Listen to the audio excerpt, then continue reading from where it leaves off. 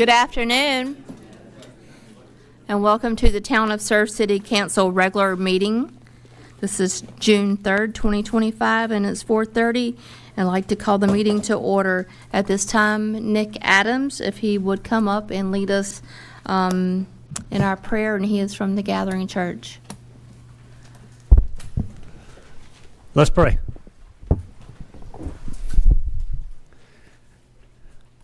God, thank you just for the privilege of being able to pray for all these people that are gathered here. Thank you for everybody that serves this wonderful town that I get to be a part of. Dear Lord, I just pray that we would just remember you take care of tomorrow, help us to worry about today, and that you would just continue to give everybody that serves, whether it's the council, the mayor, the police, firefighters, anybody that's involved in the town, dear Lord, just continue to give them a servant's heart.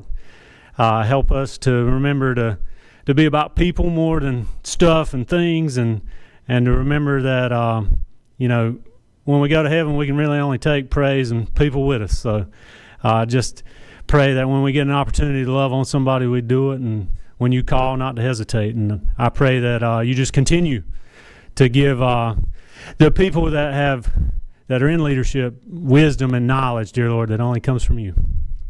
I ask that you be in this meeting and a part of this meeting, and we love you. I ask it all in Jesus' name. Amen. Amen. And at this time, I'm going to call up Lily and Violet Coburn to lead us in our Pledge of Allegiance. I pledge allegiance to the flag of the United States of America and to the republic for which it stands, one nation, under God, indivisible, with liberty and justice for all. Thank you.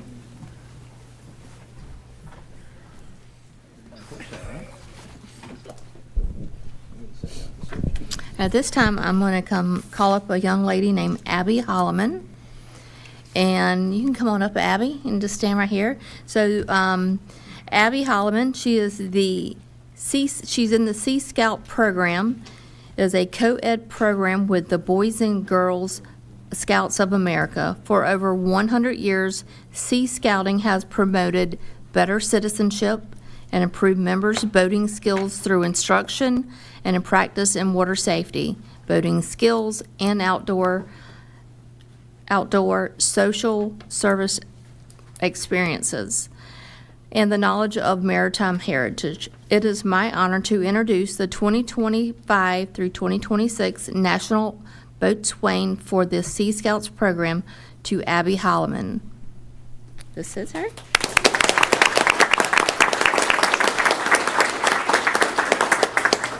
Thank you for the introduction. So tonight I'm going to talk a little bit about what Sea Scouts is, and what I did here at Surf City. So a lot of you know, you've heard of the Boy Scouts of America, and you've heard of the Eagle Scout Award. And Boy Scouts of America has 3 older youth programs: Sea Scouts, Venturing, and Explorers. And I'm a Sea Scout, and I've worked through the ranks, and I was working on the highest rank, Quartermaster, which some may say is the equivalent to Eagle. And that includes many things. I had to plan a long cruise, I had to teach others in service projects, and one of the biggest things, if you guys have heard of the Eagle Project, is a Quartermaster project. So thank you to the town of Surf City. A couple months ago, I called and I said, hey, do you guys need anything for public works? What would a project that would be beneficial to you and your people? And then I was working with Ms. Hubbard here. Thank you so much for all of that help. And we decided on sand fencing to help protect the dunes, keep those up, just conservation. So when those hurricanes roll through here, there's a little bit more protection for the homes and businesses. And there's some pictures up here of us working. And so that was my ship. We had to dig all of the holes and put the fence up. And it was a beautiful day, just overcast, not too hot. But when we were digging the poles, the wind was coming in, so we had a little bit of a race. Can we get this hole dug before the wind fills it back? And can we get the posts in? So we were battling the weather a little bit, but I had a great time with my ship and venture crew. We worked together. That's us at the end. We did about 500 feet of sand fencing, and we covered beach access 1 and that area. So this was a little bit about my Quartermaster project and what we did. And last last night I sat for my final review, so thank you, Town of Surf City. They helped me earn my highest rank in Sea Scouts, which was the quartermaster, and this was my quartermaster project. Thank you.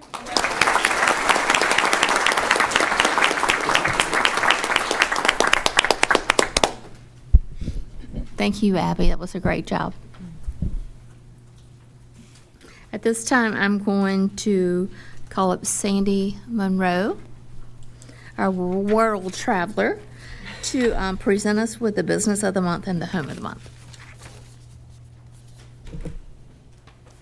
Thank you, and hello, everyone. It was wonderful to go on a long trip, but it was so nice to come back to Surf City. First, I would like to present our business of the month.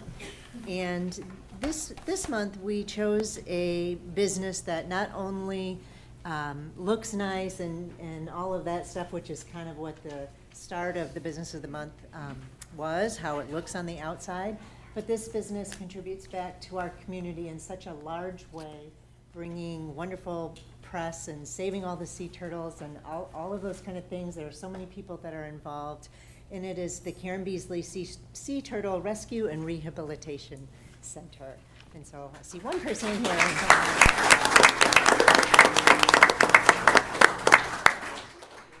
And if you'd like, you can say a few words. How many turtles have been rescued this year? Oh, and- goodness, I don't have that fast with me, so sorry. We currently have 24 patients. My name is Tracy, by the way. I'm the Administrative and Volunteer Coordinator at the Karen Beasley Sea Turtle Center. I'm here on behalf of Kathy Zagzesby, our Executive Director, who was traveling down to Ocean Isle Beach to give a talk down there. And we just are so grateful to be part of this community, and I just have a few people I have to say. Per my boss.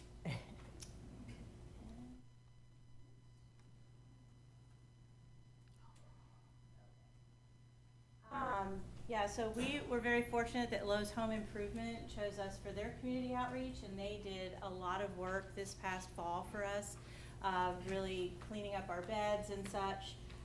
Also, Renovation Church, they come quarterly to work on our grounds, and Pender Pines gave us a donation of plants for us.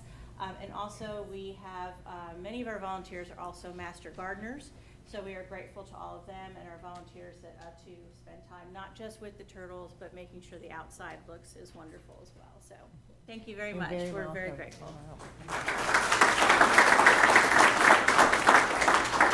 Just out of curiosity, are there people here tonight that do sea turtle patrol in the mornings? That's what I thought. There's a bunch of them. I'm sure they're always looking for more people. For our home of the month this month, we chose 1621 South Shore Drive, and it's the Greg Nelson family. Is he here or is he? There he is. Bring them all up. Would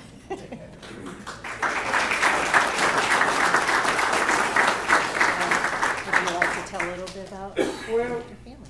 I bought a house back in 2006 and then retired 3 years ago. So my wife Wendy's in the back. She helped a lot to plant the flowers. Anyway, we appreciate it. We just want to make the town look good. That's all. Well, we appreciate your efforts. Thank you so much. And if anyone and if you see any businesses or people in your neighborhood or a neighborhood that you like to go walk your dog through that has a beautiful looking yard and you see that they're paying those extra attention to detail, please submit them for the award. We'd love to give them some recognition. Thank you, Sandy. At this time is the time that we adopt the agenda.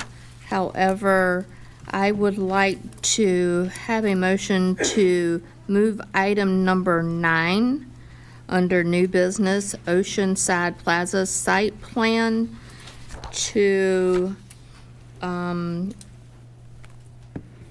be after the consent agenda. Do I have a motion to do so? I'll make a motion to do that. I have a motion. Do I have a second? I have a second. Good. All those in favor say aye. Aye. All those opposed, same sign. Motion carries. Next is approval of the consent agenda. Do I have a motion to approve the consent agenda? I'll make a motion to approve this consent agenda. I have a motion. Do I have a second? I'll second. All those in favor say aye. Aye. All those opposed, same sign. Motion carries to approve the consent agenda. So our next item would be Oceanside Plaza site, and Jeremy Smith is our town planner, and he will come up and present. Thank you, Mayor, members of council. Jeremy, if you could turn that microphone away, there you go. Thank you. Can you hear me now? Thank you, Mayor, members of council. Item 9 for your consideration is a site plan by right under the mixed-use zoning district. This project is proposed on the southwestern corner of the Charlie Medlin and Tortuga Drive roundabout. The applicant is Mr. Anthony Ricciardi, surveyed engineering, Charles Riggs' office. The site area is 1.53 acres, and the proposed building is a multi-tenant complex. They'll have a variety of commercial, retail, and restaurant spaces, and a 1,000 square foot porch. I was trying to get to the slides for you. The history on this is that council's actually looked at this similar site plan in 2019, and it was approved then. However, they gained property and it was subject to annexation. And since that time, this is basically coming in as a revision to that already approved site plan. However, due to timing, this is now before you. It's been through TRC. It's been through Planning Board. I'll zip through here. Again, the zoning is mixed use. Note the location on the vicinity map before you on the screen. This is the project as proposed. Notice the connections, one-way connection onto the roundabout, a full access off of Tortuga, a stub out to the adjacent property to the southwest, and then a connection stub out proposed to the rear of the site. Again, this is similar to what was already approved in 2019. As I was saying, this has been through the TRC and it's been in front of the town's planning board, and both are recommending approval. Mr. Riggs and his client are in attendance, and along with staff, will be happy to answer any questions that the board has. It came to our attention as council that this site is, there's actually 5 foot that belongs to James Avenue to the James Bryan's Court side of the road. Is that correct? Correct. And if this is referring to that cross-access connection to the rear of the site that would go up to the right-of-way of the James Avenue, it would not, the developer is not responsible to make that physical connection. They are only responsible to do the improvements up to their property line. A future connection would have to be made by the opposite property owner or whoever maintains that right-of-way. And in this case, the recorded plat for that project is a public right-of-way, but the street itself is maintained privately. So it is fully within the control of that right-of-way to make a full connection. So, Jim, I just want to be clear that we would be approving this without that connectivity parcel, Right. correct? You would have a basically similar like you do with a subdivision. You'd have a stub out up to the property line, and then if the other side of the line chooses to develop or chooses to make connection, it's there to tie into. Okay, excellent. Right. That's all I need to know. Mr. Charles Riggs, do you want to come up? Anthony, can you come up with him, please? Thanks. Charles Riggs, 502. Hey, buddy. Hey. You've seen this several times through the years here. This is, everything is appropriate. We've gone through TRC, water, sewer, erosion control, stormwater permits are all in process. As Jeremy just spoke, we do not plan on making the connection. We're just illustrating on Anthony's property the ability to make that connection. It would be up to the adjoiner subdivision to make that connection if they desire to. We can't control their property. I don't think you're gonna have trouble with that. All right. So I believe everything's in order. We're glad to answer any questions about square footage or landscaping, stormwater, any of those items.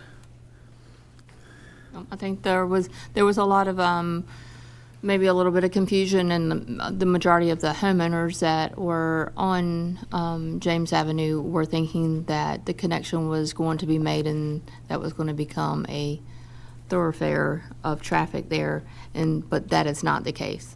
Well, let me say that we were guided by planning staff through the years, that they felt like that for police and fire, that having the access would be beneficial to the safety of the community. However, at the same time, we feel like that it may be a detriment to have that connection with commercial and residential. So it's really not our position Right. to force that issue. That would be James Avenue's position. Anthony, I'm sorry, can you tell us can you real quick tell us what you're gonna build there, if you don't mind? I'm interested to hear that. Well, it's going to be a shopping plaza, approximately 13 stores in there. But there's a lot of things we're doing on the property to help the area as well, doing sidewalks, doing, extra large parking lots. And also, just making that whole area, which has got a lot of housing and everything in there, that they'll have something in there that they'll be able to use. And as far as, they'll have sidewalks, making sewer connections for the properties beyond that, at least getting to it. And I think it's just going to be an added, not just housing going in there, which there's a lot of housing in there now. So this is going to kind of add to that area for the people in those areas, even in the people on James Street or people across the street from it. So hopefully it benefits everybody, including the town as well. Somebody said to me, Anthony's having a Chick-fil-A put in there. I said, no, not happening. Could you speak to where the stormwater is or what you're doing about that? Well, the stormwater pond is in the back corner of the property.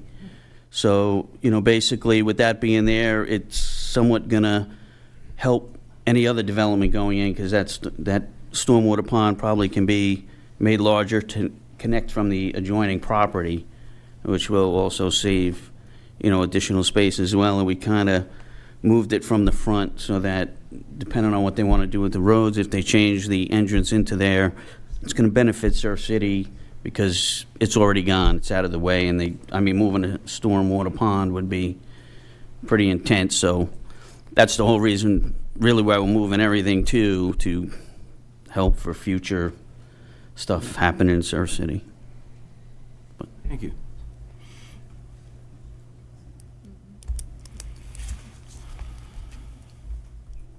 Does anyone else have any other questions? Hearing none. Thank you, Charles. Thank you, Mr. Riccardi. It is requested that the town council consider approving the site plan as presented. Do I have a motion to do so? I'll make a motion to approve it as presented. I'll second. Motion and a second. All in favor, say aye. Aye. All opposed, same sign. Motion carries. At this time, do we have any public comments signed up? Yes. We have Andy Plow.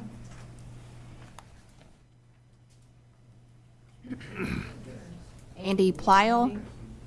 That would be me. So, I'm Andy Plow, 17 West Ridge. Many of you know me, some of you may not. The reason why I just wanted to ask a question of Mr. Brewer and council. In February at the Friday workshop, you approved a change to an ordinance, the parking ordinance 17103, to allow some flexibility in pricing to meet demand considerations. And one of the aspects was to reduce congestion in the downtown business district by motivating people to move to the less convenient but available parking in other parts of the town. I'm curious how this experiment has worked out now that we've been doing it for 3 months. And I also would like to know, in the budget, we have a new fee schedule, and that is not reflected in there, that we have this variability. And I have yet to see any promotion of the variability to entice people to do this. So that was my question, and I'm done talking. Thank you, Mr. Plyle. If you want to answer that during your comments at the end, or if you want to address it now, that's fine. I'm curious how the numbers worked out. Thank you. Tim Thompson.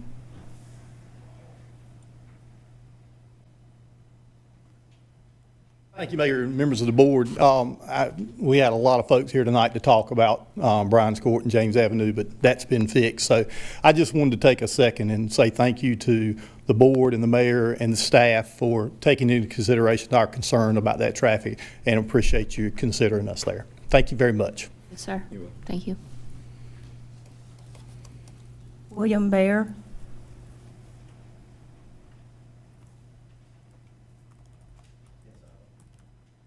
William Bayer, 116A James Avenue, and had a little presentation prepared based on James Avenue being the egress point, as the May 8th Planning Council had. If that's off the table, that's good, but what happens in the future when some developer takes control of James Avenue and decides we're going to make it a thoroughfare? We're still going to have the safety concerns we have. We still have issues of people bypassing Route 50 backups to cut through James Avenue to get to Medellin. Council has photos that I sent. Mr. Riggs said that's already being used for vehicular traffic to get to Medellin Drive. Those photos show that the entrance from James Avenue to the Oceanside Plaza properties about that wide. There's roots on the ground that aren't worn out from tire traffic, so it isn't really an access right now. So I'm hoping council, when this comes back in the future as a potential to use James Avenue as an access to this property, would strongly consider your position that keep the business development along Route 50 and try to minimize impact on residential communities. Thank you. Thank you. Patty Gilbride. Hi, excuse me, Patty Gilbride, 8013 8th Street. First, I'm incredibly impressed that Andy spoke for only a minute, because I don't think I have ever heard him talk for less than a minute. And I know that I certainly don't either. And also, a side note, I wanted to say about the Sea Scouts, I wish they were still here, but that was a fabulous project that they did. Side note, I was a Girl Scout for like ever through high school, and in Girl Scouts you get your first class scout and you get a dinner with the governor and da-da-da-da. And I can't say enough about scouting. I think it's underutilized nowadays with so many other things. Okay, so now what I wanted to say was, we have a lot of little ordinances for kind of quality of life things, pick up your dog poop, the garbage ordinance, sound, noise issues. And, but there's one other thing that I think is actually more of a big safety issue, and it's something that we've kind of just not really dealt with, and I think we need to. So Memorial Day weekend, Friday night, it's kind of like the start of the summer, and I knew it was the start of the summer because of the rentals on my street. And I went out to my beach access 1, hit the beach with the dog 20 yards down, and came upon a hole in the beach, like a hole that was dug, not a sinkhole. A good 3.5 feet, 40 plus inches deep.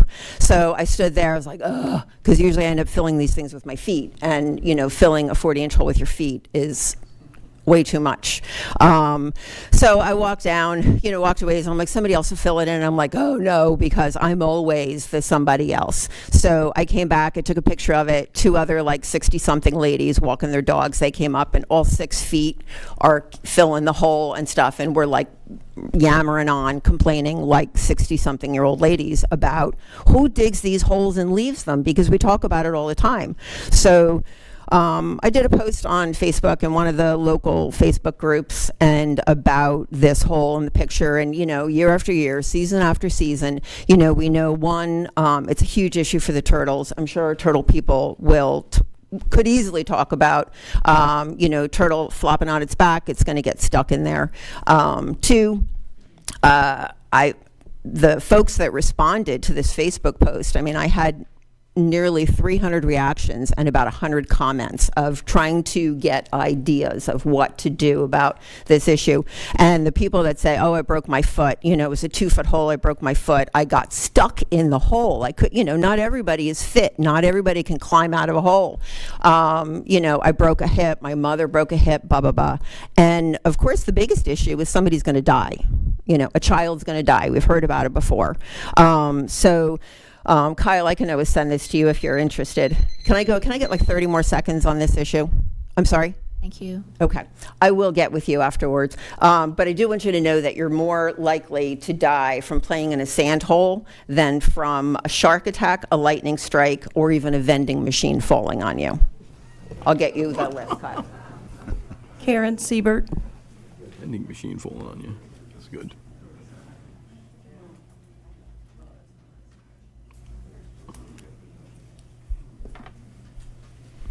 Thank you very much for allowing me to speak. My name is Karen Siebert. I'm at 47 North Ridge, and my neighbors at Sandy Ridge, my development, asked me to be the spokesperson for this issue. And we want to know whether a decision has been made regarding reinstating the Christmas lights on the island outside of the business district. And I would like to remind you of what your vision says. Your vision statement says, the town of Surf City will maintain and enhance a family-friendly coastal environment, promoting quality economic development and equal opportunity for all, preserving our culture and values of being a wholesome, family-oriented community, and enhancing our quality of life and adaptation will remain at the forefront of the town's success. Last year, our Christmas decorations on the island were not installed, and the reaction from the residents was astounding. And yet we were told that it's too expensive. Petitions were circulated, social media was flooded with comments, and to our knowledge, it was not addressed in any way. In short, you have some very angry residents, and to ignore it does not mean that anger goes away and will not be remembered.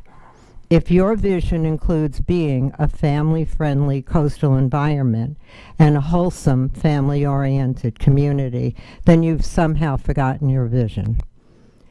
Keep in mind that the residents in Sandy Ridge and in Surf City are the ones that keep our local businesses going during the off-season. We are the ones that value family and community, pay our taxes, which are going to increase, give back to the community, deal with the traffic delays during the season, and vote for elected officials. Your goal seems to be geared towards the business community and economic development, and a little thing like Christmas lights to keep the small town friendly feel of our community seems unimportant, but it is important to us.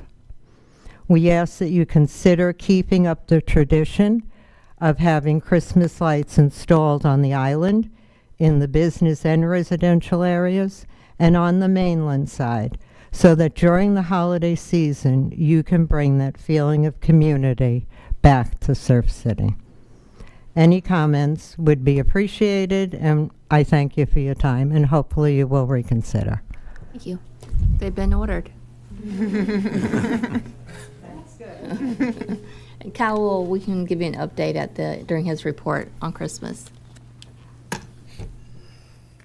Rita Baumgarten.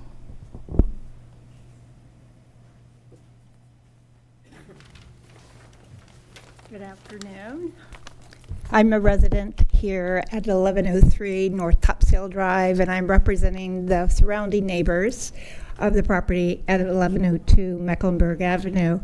I've been in correspondence with Sean Old, Surf City Code Enforcement Officer, and Chief of Police Philip Voorhees regarding the junk vehicles at the said property.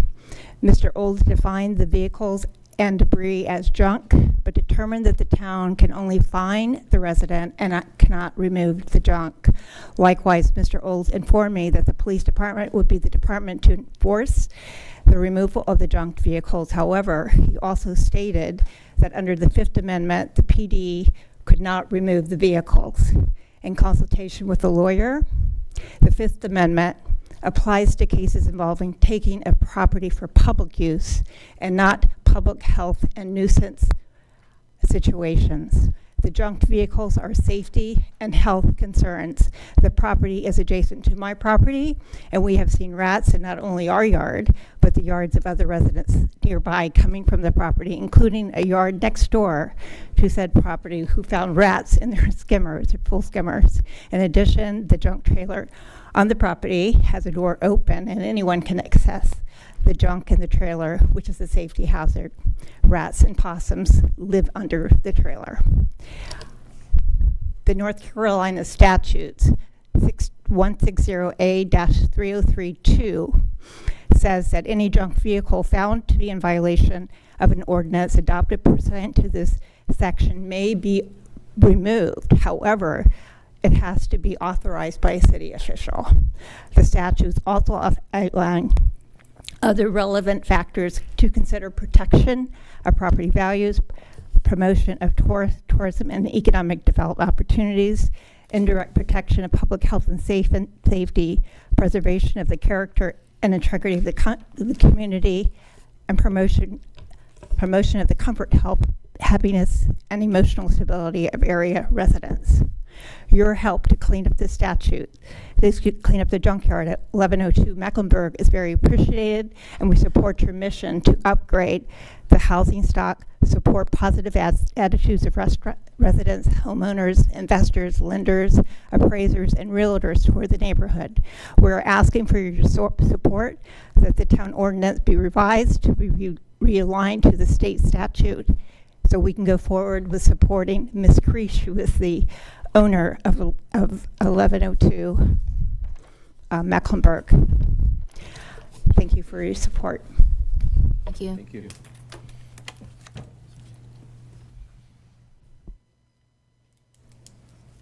Charlene Bayer.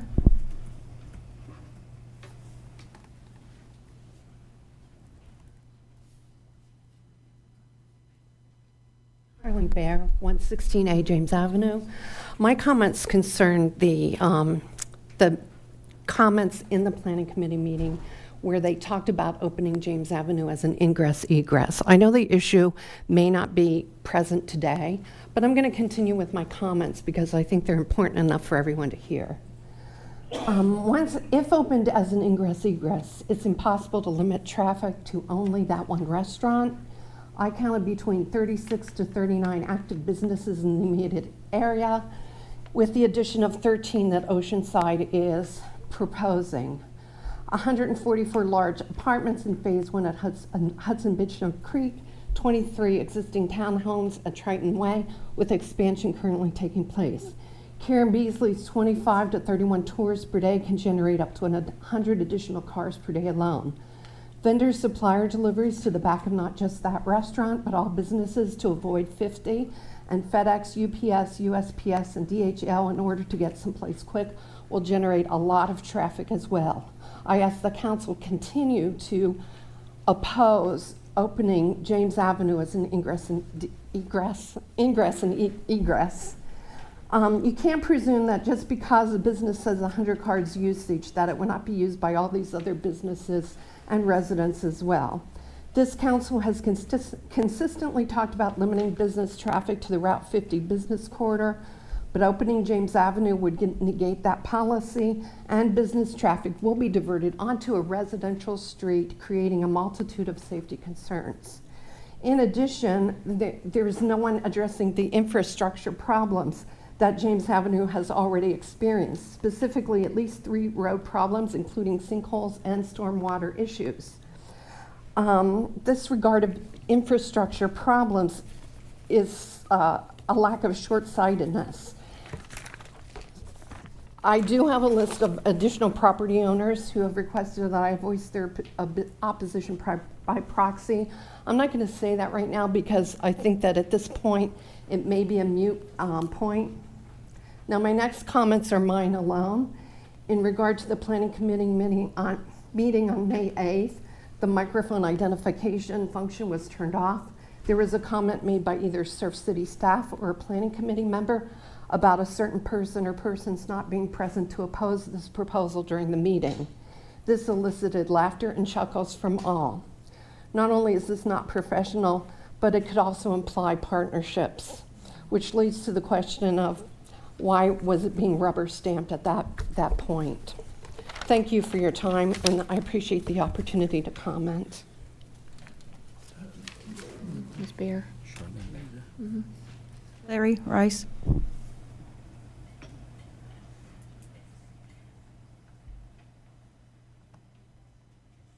Good afternoon. I'm back again. First of all, thank you, Council, for at least listening to all, yes. Your address, Larry? 712 Cockle Street. Listen to some of the issues that I feel like are pertinent to the J.H. Batts corridor, the Driftwood now corridor, because Driftwood Drive, through a repaving program, I guess through the Pender County, has repaved all of our streets, which is nice for us, but it's really nice for the people that like to go fast. We've talked about potentially putting some stop signs in there. I don't know if anything has come of that. Something's really got to give. That's a 25-mile-an-hour speed limit area. We've got signs that say 25-mile-an-hour speed limit subdivision wide. We do not have a speed limit sign like South Shore Drive does that's one every block. We've got a 25-mile-an-hour speed limit sign. I know we've got a mile-per-hour counter on J.H. Batts Road. I don't know the feasibility of putting something like that on Driftwood Drive. I really think a lot of people don't realize that they're really exceeding the speed limit until it's shown to them on a reader like that. It really makes me aware of my speed, even though I try to keep it to a minimum. I do appreciate the fact that the town has taken the effort to cut the grass on the sides of J.H. Batts Road. That has made a big difference, but we need to continue it. We've had it done once, and it's time to do it on a weekly basis. If that's not on the weekly schedule, I would like to see that we could probably make that happen. D.R. Horton and their sidewalk. Have we gotten anywhere with multi-use path and plans for something of that nature? Question for you, Kyle, or for anybody that can answer it. Driftwood Drive, again, has got some pretty heavy feet going down through there. Come off of Deer Run, you know, they've been through that bumpy road in traffic, and they see a nice wide open road, they let it go. And a lot of people are going to the campground at Lanier's Campground, or used to be Lanier's Campground anyway. You know, so things like that I really think need to be considered. The speed limit on J.H. Batts Road, again, I feel like needs to be reduced to 25 from 35. And we definitely need some street lights. If a child on an e-bike goes in one of those ditches on the side of J.H. Batts Road, we're not going to find them till the next morning. So that is super, super important that we get some awareness of what's going on that road. This is traffic day, I guess. Thank you. Thank you. Thanks, Larry. There's no more. Thank you. All right, moving to our next item on the agenda. It is a public hearing for the budget adoption. At this time, I will call upon Kyle Brewer to present. Thank you, Madam Mayor. And just so everybody knows, I've added 6 items to the manager's report. So if you want to stick around to listen to updates on that, I'll be happy to provide those back to council and the public. Madam Mayor, council members, and residents of Surf City, In accordance with Section 159-11 of the North Carolina General Statutes, I'm pleased to present the proposed fiscal year 2025-26 budget for the town of Surf City. This budget reflects our shared priorities, complies fully with state law, and most importantly, presents a balanced financial plan that supports the continued growth and quality of life in our community. By law, the town must adopt either a balanced budget or an interim budget by June 30th. What I'm presenting today fulfills that requirement and outlines our path forward for the next fiscal year. As a quick budget overview, the total proposed budget for all town operations is $36.3 million. That total is spread across several key funds, including $19.5 million in the general fund, $4.7 million in the beach nourishment fund, and the remainder across enterprise funds like water, sewer, stormwater, and others. Some revenue highlights. Our single largest source of revenue remains property taxes. Next year, we estimate that property taxes will bring in just under $10.9 million, accounting for roughly 56% of our general fund revenues. We're basing this on a combined tax base from Pender and Onslow counties of just over $2 billion, and using a proposed tax rate of 53 cents per $100 of assessed value with a projected collection rate of 98.7%. To put that into perspective, every 1 cent on the tax rate generates approximately $207,750 in revenue for the town. How this budget was built: each department submitted detailed requests based on operational needs, service goals, and known inflationary pressures. Those requests were reviewed by myself and the finance director. We also used recommendations from the North Carolina League of Municipalities, county data, and actual revenue trends from this year. The economic reality: like every year, requests exceed available funding. This year, those requests were over $3.2 million more than our projected revenues. And while that's not unusual, it does mean that we had to make tough decisions, prioritize core services, cut or delay certain items, and recommend targeted increases where necessary. Since 2014, Surf City has effectively operated on a 31-cent base tax rate, with 10 additional cents earmarked exclusively for beach nourishment. Thanks to property revaluation in 2018 and strong post-COVID sales tax revenue, we've kept up until now. But inflation and growing demands have caught up. Today's dollar just doesn't stretch as far. Recommended adjustments: to responsibly balance the budget and preserve service levels, I'm recommending a 12-cent increase to the proposed property tax rate from 41 to 53 cents. I'm also recommending a $1 increase in both trash and recycling fees. Let me be clear, this recommendation was not made lightly. We trimmed nearly $713,000 from departmental requests, including some positions, vehicles, and equipment, particularly in public safety. Key investments in this budget: despite those reductions, this budget makes important strategic investments. Continued funding for our employee pay study, with a 2.8% cost of living adjustment and a 2.5% merit increase. More than $4.6 million being directed into the Beach Nourishment Fund, bringing the total reserve close to $32 million.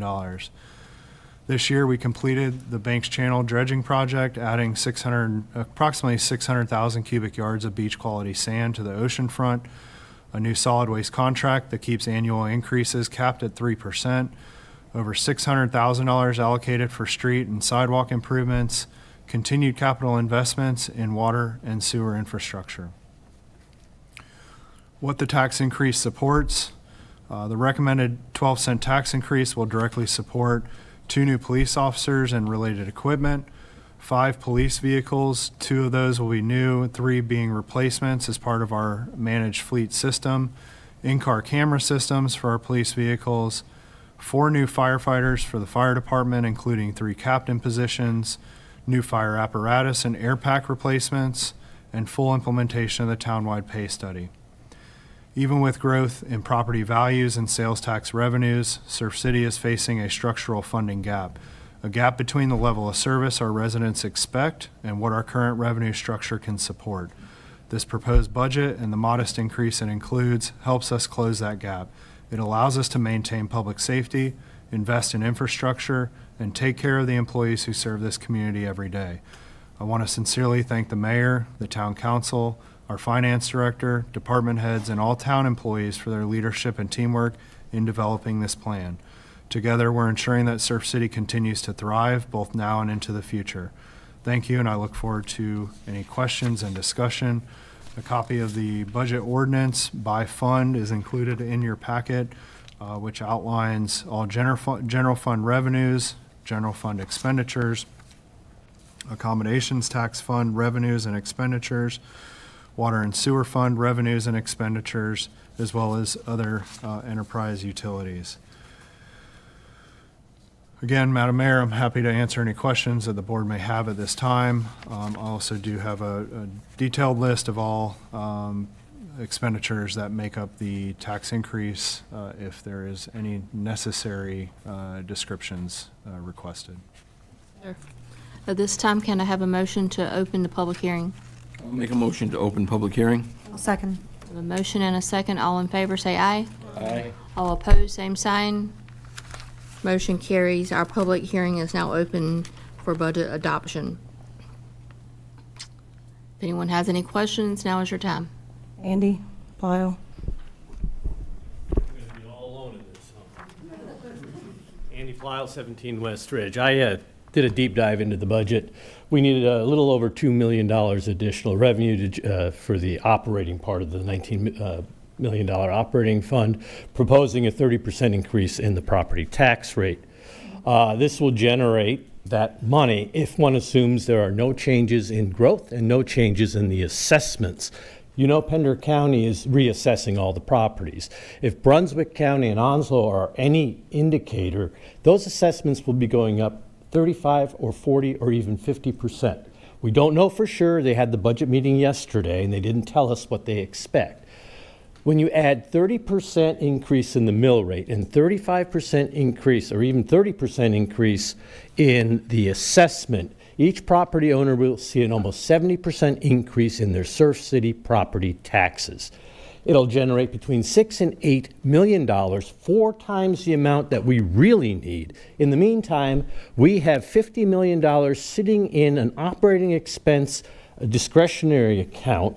We could fill the $2 million in the short run with that money, borrow $2 million from a fund we already have, and then wait and see what January brings in terms of the assessments, and then go back in the 26-27 budget year and figure out what we really need to do with property taxes. I don't think we need to increase the mill rate today. Now, I do say that if you think it's necessary and you think you can support it, would you be willing to put it on the ballot in November? Because they won't go into effect until January anyway. Would you be willing to put the proposal on the ballot and let the town residents vote on this? All right. If anybody wants the deep dive detail on the numbers, I've got them, and I'll review them with anyone. But the math just doesn't support the proposal of a 30% tax rate increase. And that doesn't just apply to property, it also applies to personal property. So if you own a boat, a plane, an RV, you're going to get hit that 30% on that too. All right. Thanks. Thank you. Does anyone else have any questions concerning the budget? Yes, ma'am. Just come forward and state your name and your address, please. My name is Tracy Rayner, 70127 7th Street. I appreciate what that gentleman just said. The last Onslow County tax assessment, we have rental properties in Onslow County. We saw a huge increase across all of our properties, 73% increase at their beach house, as well as, I don't remember, it was something like 85% and 88% on our rental properties in Jacksonville. So I appreciate what he brought up. That is true, that is a reality. We already saw that in the last assessment. If they're going to do a reassessment again and go up even further, that's an extremely large amount of money that is not fair to the property owners.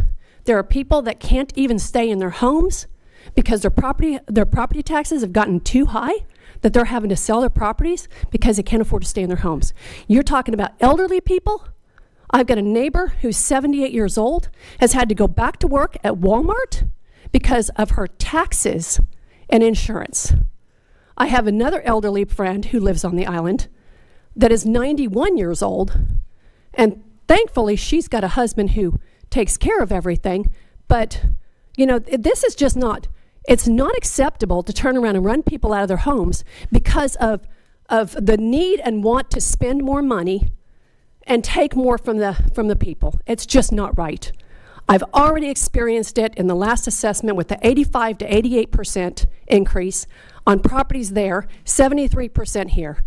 You're going to break the bank here when people can no longer afford to stay here. So, I mean, 12 cents is a huge amount, it seems to me like, from 41 to 53. I agree with him. I think we need to wait until the reevaluation in Pender and Onslow County and see what income that already brings in. I will be going to our Onslow County Board of Commissioners meetings. We know somebody who is a county commissioner there, and we're trying to suppress the amount of taxes that we're already spending there. So, like I said, it's just way too much and not fair to the taxpayers. Thank you for your time. Thank you.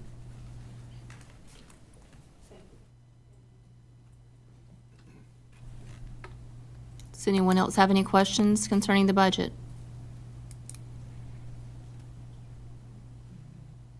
Does any of council have any questions concerning the budget? I do. Yes, sir. Kyle, do we have a $50 million reserve budget fund somewhere? Not a general fund reserve budget.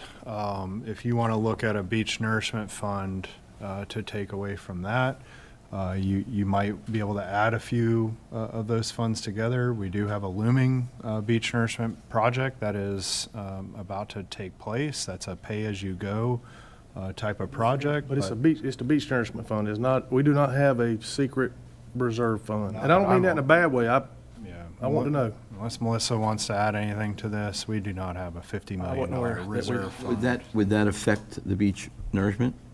If you decided to pull from your beach nourishment fund to fill a funding gap, it absolutely would affect it. And what the end result would be is you're then borrowing money on a project that we can pay cash for, and you're going to end up spending more on a $32 million initial construction cost. Other than the financial, it wouldn't create us or push us out of running for the nourishment.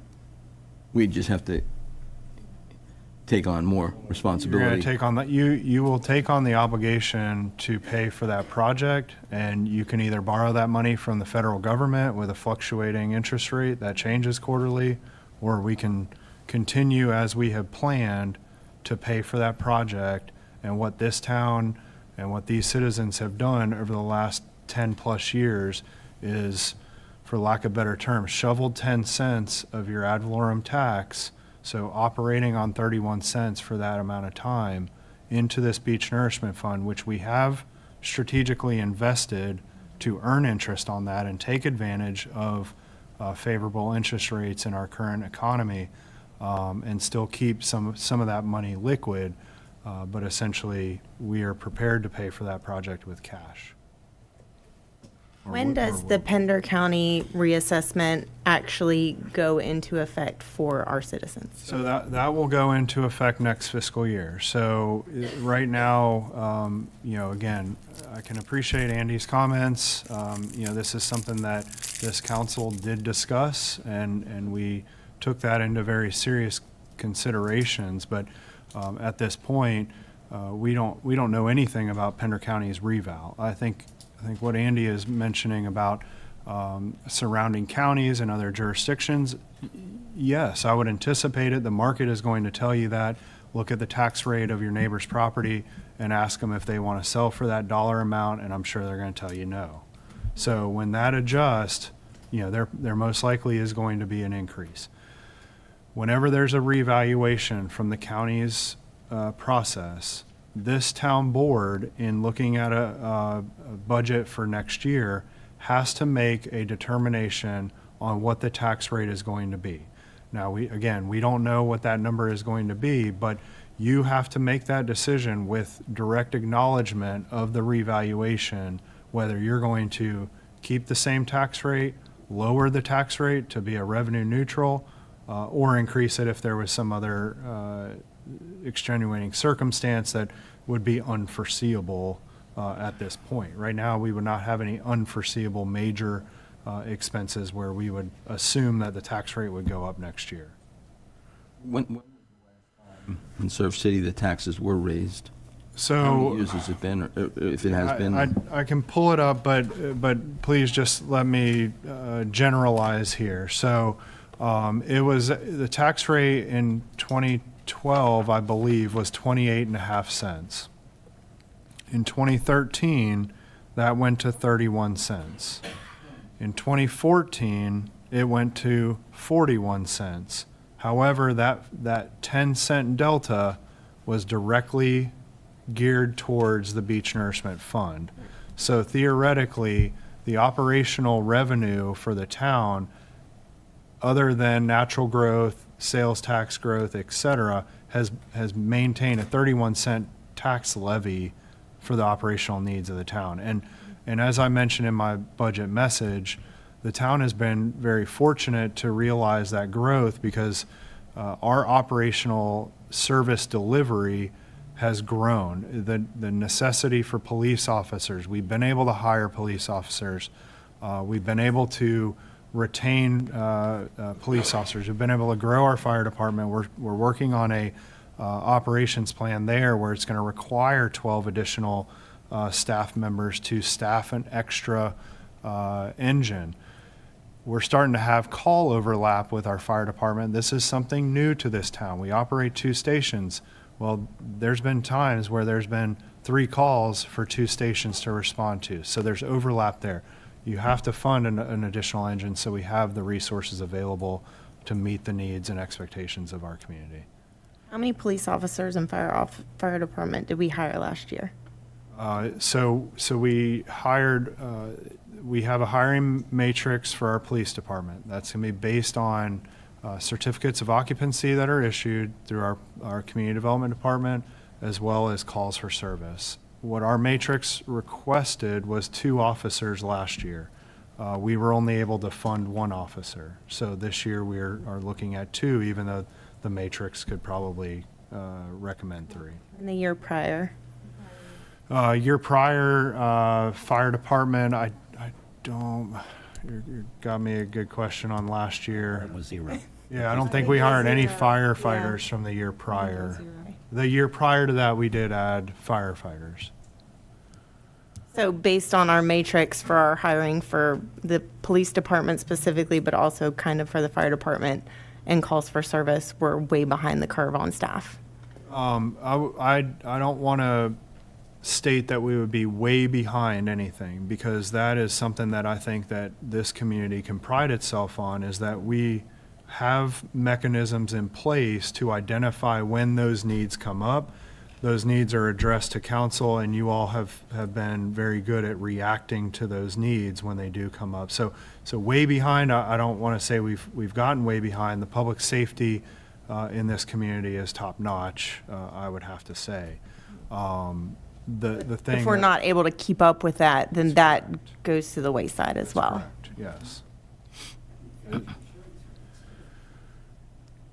And then in regards to property tax, because I know that's the question, and the reevaluation. The reevaluation is based off of a value that they calculate based on the meeting that we went to after the first of the year. So we have 6+ months before we know what that number is. And the budget changes that we're talking about making today won't see that dollar amount go into effect until our next budget meeting next year. Not until the reval kicks in. So the tax rate will be set at the next budget. We will do our best to try to get some insight, because those values, I assume, will start coming in. We've tried to prod the county to start having some of these preliminary meetings so we can get understanding, but it'll certainly be our goal as administration to bring you all an understanding prior to January as to what some of those values are going to look like, because that's going to be a major indicator as we move into the next fiscal year as far as what our program is going to look like.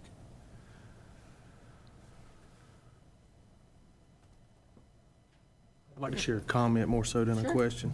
And it's similar to the comment I made at the, our last workshop when we discussed budget. And I please invite any of the council to correct me if my memory's off a little bit. But we really have been looking at this for a long time. And at our initial, I shouldn't even say initial, at our retreat, it wasn't our initial talk of the budget, but that was a big topic at our retreat. The goal when we left was to wait this out until we knew what the valuation was going to be. And we tasked our town manager and our finance director to see if that was possible. That was the goal when we left. And then later, and don't hold me to a date, but when we started digging in, when they started digging into the budget and the wants and the needs and the having to maintain the service of standard, the standard of service that Surf City has become accustomed to, and that I feel like everybody here wants to continue, it was determined that we wouldn't be able to wait until the evaluation, that we needed to do something now if we were going to maintain that. And that's through what we talked about earlier, the PD, the police officers, the cars, the payroll, employees, the firemen. So please, this is going to sound like I am belittling Mrs. Rayner, and I'm not. Where'd you go? I see it. I'm not.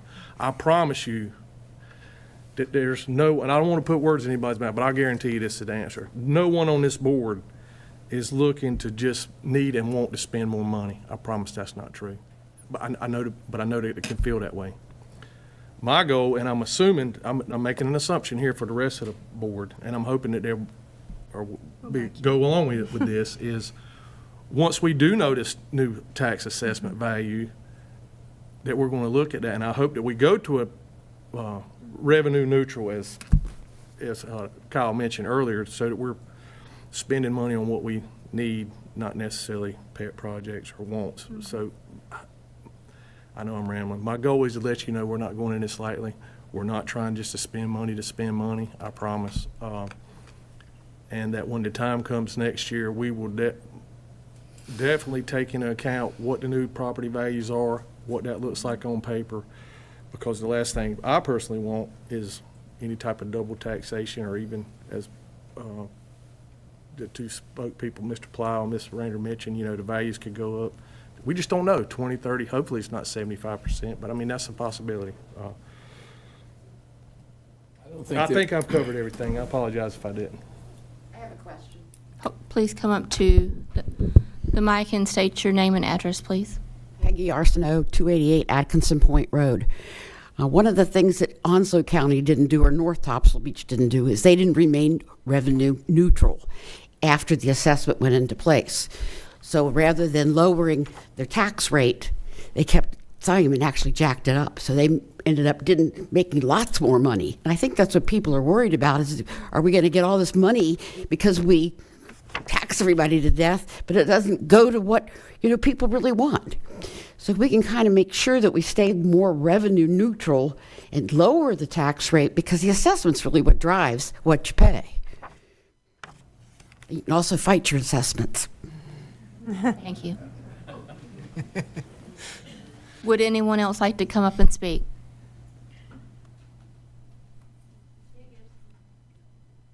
Teresa Rayner, 70127 7th Street. I did a little quick calculation. Someone who has a $500,000, so if they have a $500,000 property right now, and the tax reevaluation goes up to $800,000, a $300,000 increase. That's a 60% increase in your in taxes. That's 60% more money you guys will have in your pockets. That, again, takes away from us. You have a $500,000 property that that costed you $500,000, and now they turn around and reassess it and decide it's $1 million. Now you're paying double taxes, even though nothing else has changed. Nothing else has changed. The services haven't really changed. We live on the canals. The roads on the canals are horrible. And like I said, in this situation, if you have a $500,000 house and now it's worth $1 million and you've done nothing different, the taxes are twice as much. and you've done nothing different. So that is a big pot of money that's coming to the town, the county, whatever. And she's right. Onslow County, they did lower the tax rate by like 5 cents per $100, but that's still, I'm sorry? North Topsail didn't. They raised theirs. Okay, I'm talking about just Onslow County. So Onslow County, I know, did decrease it by 5 cents per $100 or whatever, the tax rate. But that's still, even after they did that, when I calculated what it cost, it was still an 85 to 88% increase in taxes, even after they decreased it. So it does put a lot more money into your bucket, per se, without having, so you know, you don't even have to go up that, because if the tax reevaluation is going to occur then, and your tax rate's already going to go up, you're going to pay taxes on that new reevaluation price. Now we're going to pay higher taxes. We're not only going to pay 41 cents per 100 on 500,000. Now you're paying 52 cents per 100 on $1 million, if that's what it gets reevaluated for. So anyway. Kyle, can I give 30 seconds of my time? I just wanted to clarify something I said. I made a mistake. Mayor? Mr. Paul?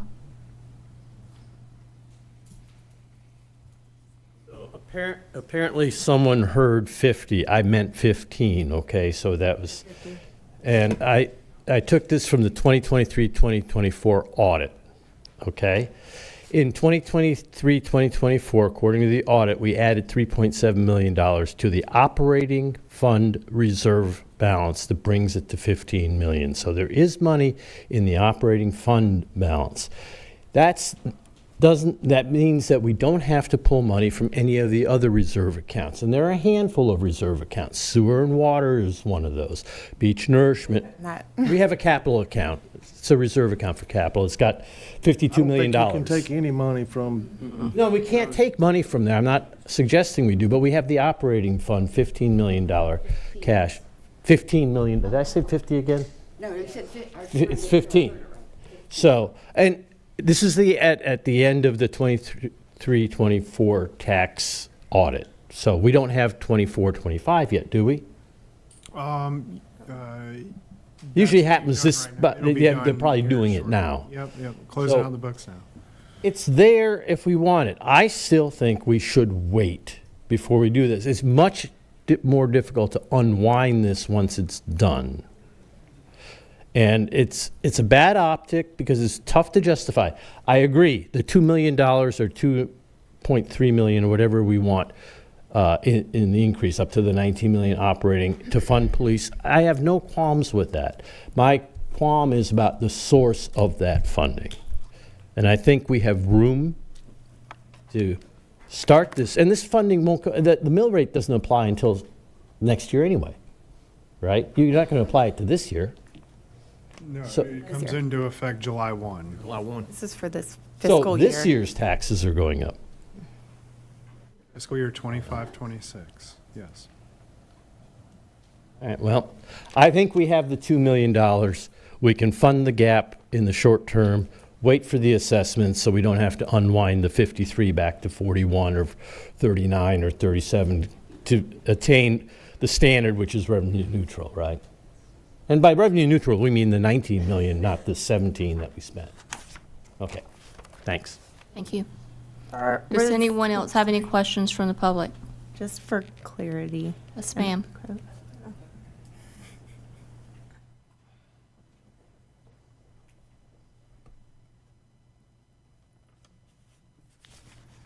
I'm Pirjo Lima from 17 Maritime Drive.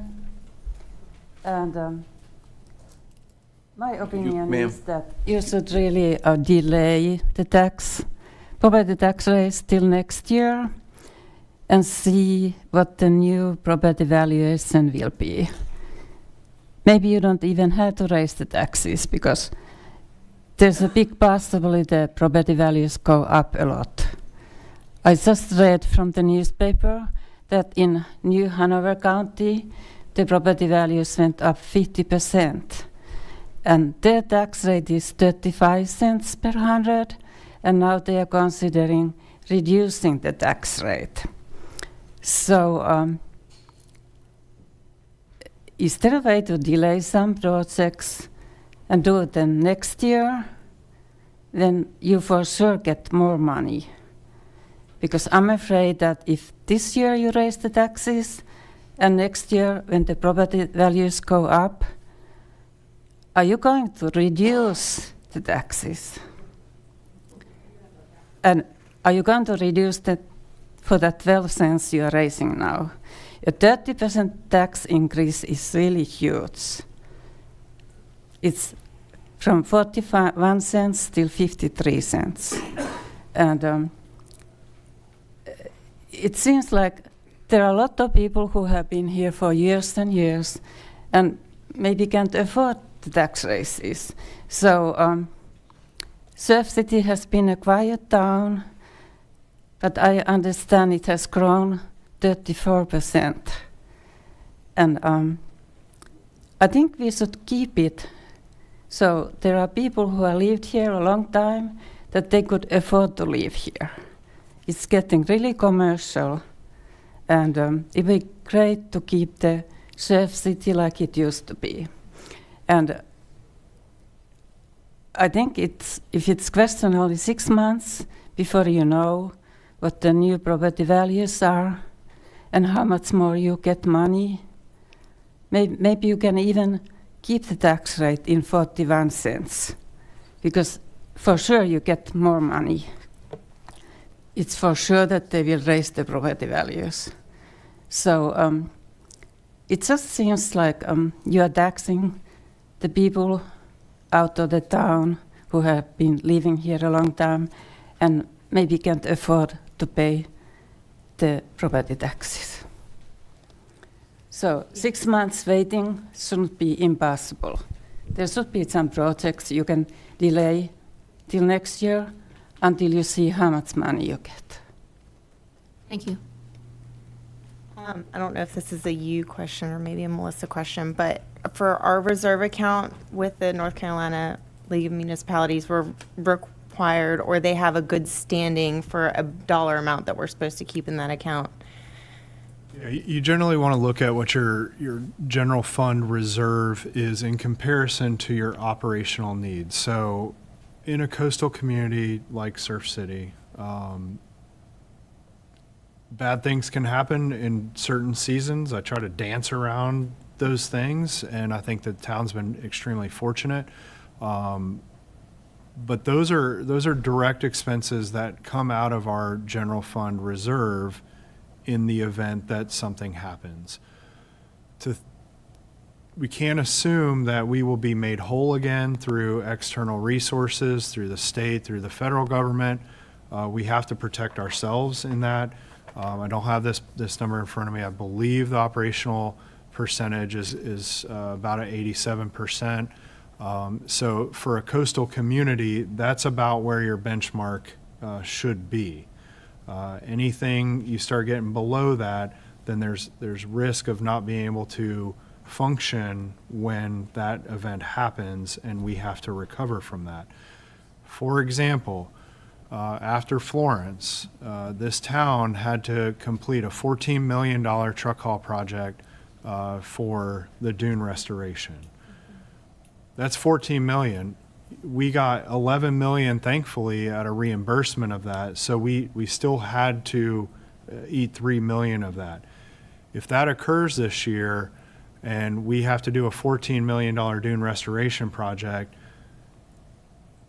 you are going to have an Army Corps project right on the back side of that. And yes, we're talking about Beach Nourishment Fund, but that Beach Nourishment Fund, as projected out, is where it needs to be to afford the initial construction of that project. There's not additional, I don't want to say fluff, but there's not additional money that we're just going to be sitting on just to sit on that money, if that makes sense. But that doesn't take into account if we lose key infrastructure that has to be repaired, roads that would have to be repaired, et cetera. All that has to come out of the general fund. And you know, we keep an eye on our legislative influences onto the town.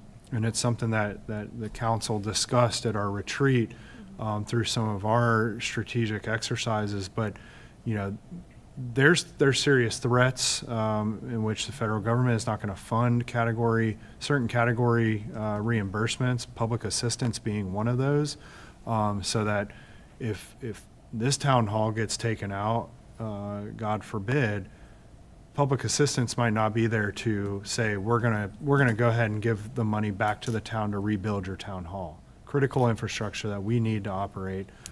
So those are other concerns. And again, I respect Mr. Plyle's comments. I really do. And I think that if it were a different circumstance and our financials were not evaluated like they are every year, then that could be a viable opportunity for this council to look at. But I just don't feel confident to say, yes, that would be a good move, and then something occur, and then we're in a really, really tough spot. And I'll just second what Councilman Cannady said. Like, we did all push really hard not to do anything in this regard this year. Like, really pushed it. So I don't think that we sit up here lightly on the precipice of making this decision at all. And I know that we can't say out loud that what our decision is going to be for the next calendar year or the next budget, but I think this decision is very difficult for us to make, and it's not something that we wanted to have to do this year. So I know we're going to definitely reevaluate all of this when we come budget season next year. So I don't want people to think that we're up here just ready to make changes willy-nilly. This is very difficult for us, even considering any of this too. I'd like to make a comment on what Councilman Kennedy said. You know, we looked at this, we looked at all the lists, at all the wants. They were wants, okay? He said, well, we have wants and we have needs. I think we've eliminated the wants, and these things are needs. The police, the fire, these things are things that we need. It's not that it's just we're just making a Christmas list up and saying, well, we want another fire department. We want another fire truck. We need it. We need it because of the growth. We need it because of everything they had. So I just didn't want that wants and needs to stick in anybody's head. It's needs, not wants. Thank you. Are we taking turns? All right, Trudy? Yeah. You can go. I agree. We've been talking about this for months. We've had a lot of information presented to us. We've had a lot of different conversations. I think our finance department does an incredible job. We really looked for some creative strategies. I went to a City Vision conference just a month ago or so and spent a great deal of time with people from the western part of the state, and meeting with public officials there and hearing some of their struggles that they just went through. I can appreciate what Kyle just shared. You don't get a lot of those funds immediately, and it's a lot of red tape and stuff to go through. And they did a number of presentations from a lot of different angles, not just police and fire, but what they wish they had known before they went into that situation, before Hurricane Helene. And we do have hurricanes. We know what that looks like. So I get nervous. I want to have my family to have what they need in the time like that. And so that's something that's certainly on my mind when we have these discussions. It's interesting that we had a lot of different things brought up tonight. We've even heard about Christmas lights and sidewalks and things like that. And that's something we want to provide a lot of. We want to do a lot of those fun things. That was not the conversation around these numbers. We weren't talking about Christmas lights and sidewalks very often. We were talking about our fire department and our police department, and we did cut a lot of things. So, and then I appreciated also from the public comment tonight, someone reading our mission statement and the vision that we have for the town of Surf City, and it is families, and it is safety. So, Hugh does talk a lot about wants versus needs, but this came down to just what do we need to have in place for next year, and we didn't fund so many things last year. And that was my first year in making budgeting decisions, and I just thought we'd figure out a way to fund it, and we just couldn't. And so there were a lot of positions that we did not support when the budget requests came in. And this year, I think we were very still lean in what we approve, what we decided we could approve. There's a lot that we cut. So I just really wanted to make sure that I said that, which I think everybody's said that. This was just not easy.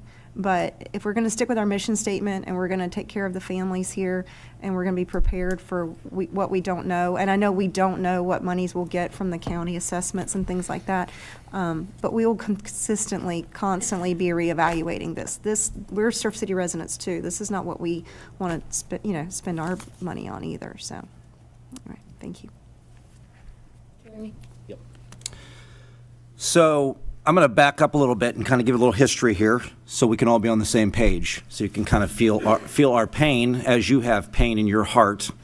I need you to kind of just listen. So about 3 years ago, when I became the mayor pro-tem, one of the great honors that I got to be involved with was sitting down with the mayor and the finance director and our manager to go through these budgets, line by line, hour after hour, day after day.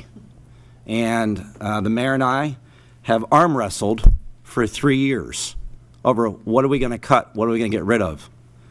Every time, we're not going to do this, we're not going to do that. And I remember talking to her and saying, you understand, eventually this is going to catch up with us. You can't keep robbing Peter to pay Paul. Eventually, in your life, is that the truth? That's how it works in your life too, right? You rob Peter to pay Paul, eventually it catches up with you. And I remember the look that Kyle, our manager, gave us and said, she showed us a $700,000 deficit, and Teresa and I just stared at each other. There was nowhere to get the money. Nowhere. We can't keep robbing Peter to pay Paul. He says the only option is to raise taxes. Now, I'm fiscally conservative, I'll tell you that. I'm self-employed, and as she is fiscally conservative. Okay? But I'm also a realist and a constitutionalist. I like services. I like living here. If your home was worth $500,000, it's now worth $1 million, there's a positive to that. Your net worth went up. That's a great thing. At the end of the day, it's a negative because it costs you more in taxes. So there's a negative and a positive to everything. The average beach town runs on 42.9 cents. That's what the average beach town runs on. We've been running on 31 cents. Can't count the 10 cents for the beach nourishment because we don't operate on that. Okay, when I opened my business on this town, my small cup of coffee was $1.08. Today, my cup of coffee, my small coffee is $2.48. You can't go to the grocery store for $50 and buy what you bought 12 years ago. We all know this. We have been running on our cash flow is all we've been running on. And people think also that developments, all this new growth, all these new developments pay their way. They don't pay their way. And you all know that, okay? And so one of the things that we've done is we've got ourselves in a position of trying to figure out how to manage this process. So one of the things I want to make sure that we understand is that looking at this, from all of us collectively, us looking at this is a very difficult decision for every one of us. It has torn me up and my wife up talking about this time and time again. Do I want to be the guy who absolute votes on increasing your taxes when you appointed us to lead you, to work for you, to make sure we're being good stewards of your money? And so for like somebody says, this money goes in your pocket. This doesn't go in my pocket. This comes out of my pocket. We have no need to take your money. We don't want your money. What we want to do is provide the services that you want. Now, let me just say this real quick, too. Has anybody ever heard this from the new people that move here? I know that some of you have said this. Well, I lived in New York or New Jersey or Connecticut or Boston or Ohio or Pennsylvania. I moved here. I sold my house for all this money. I moved down here. I put $500,000 in the bank. I pay less taxes and I get double the services. That's why people move here. That's one of the processes. That's one of the benefits of moving here. And something else, too, is we are a feeder town. What that means is we have 5,000 taxpayers, but we have 20,000 people here every day from Sneads Ferry, from Hawley Ridge, from Hampstead that use our beaches, our services, and we are paying the bill for that. It's just how it is. So coming up with this decision was not an easy decision for us. It has not been an easy decision for myself. And what I want to know is, Mr. Plow, I really commend him. And I'm sorry, it's Tracy. I don't want to call you by your last name. I apologize for that. Rainer, Ms. Trainer. I mean, your passion, it scares me. It does. You're excited about this. But in the end of the day, we feel the same way. But there's take the budget, sit down with the mayor, go through this with us. You get the same result every time. And do I believe this is a fix-it? I think it gets pretty close to fixing the problem. We can't live on the maybe. You can't want Lieutenant Cowie to show up to your house because you have a problem and be there in a couple minutes if we don't have the services. And if we don't do this, there will be services that will be cut. There will be things that are not available to you. And we don't want that to happen. So once again, I appreciate what you've done. I appreciate you as being here as citizens. But once again, we're put in a pretty tough situation here. And we want you to know that everything that we do is for you, not for us. So, thank you. Does anyone else have any questions during this public hearing? Do you have any statement you'd like to make during this public hearing? Now is your time. Tracy Rayner, 70127 7th Street. So when the last reevaluation occurred, and our property taxes already increased 73%, how much revenue did that bring to the town of Surf City when our taxes already went up that percentage? So if our property value doubled from the previous reevaluation, you already received double the taxes than you had been getting. So I'm curious as to how much that put into the bank. And secondly, if there's so much growth, and there are a lot of houses being built, I mean $1 million houses, plus. You can't buy on the island for what you used to be able to buy. So if there's so much growth, every additional house that's being built is paying taxes.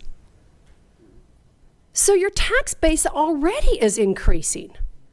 So where's that money going? Why do you need to add more, 12 cents per 100, when you already have growth, all of these additional houses being built that are $1 million houses, 700, however much they are, you have an increased tax base already. You're telling me that that's not enough either? You need all of that growth and the taxes on that growth plus tax us additional? I don't see it. I'm sorry, I don't see it.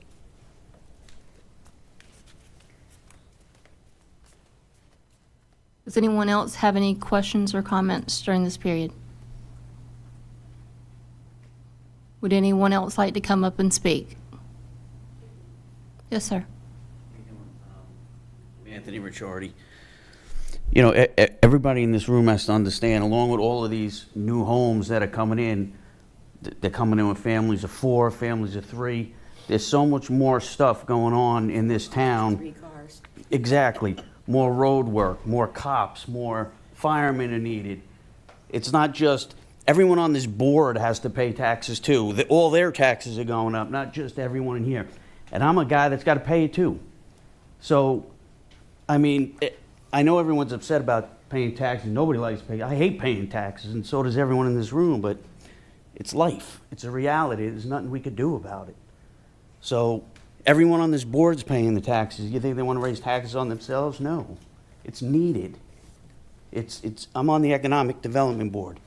The stuff that I see in different things, I mean, it has to be done. It's not, people aren't doing it just because they feel like raising taxes and no one's out buying a Bentley. This is going towards helping the town, helping everyone in the town. And I know it sucks, but it's life. That's it. Thank you. Would anyone else like to come up and speak during this open hearing?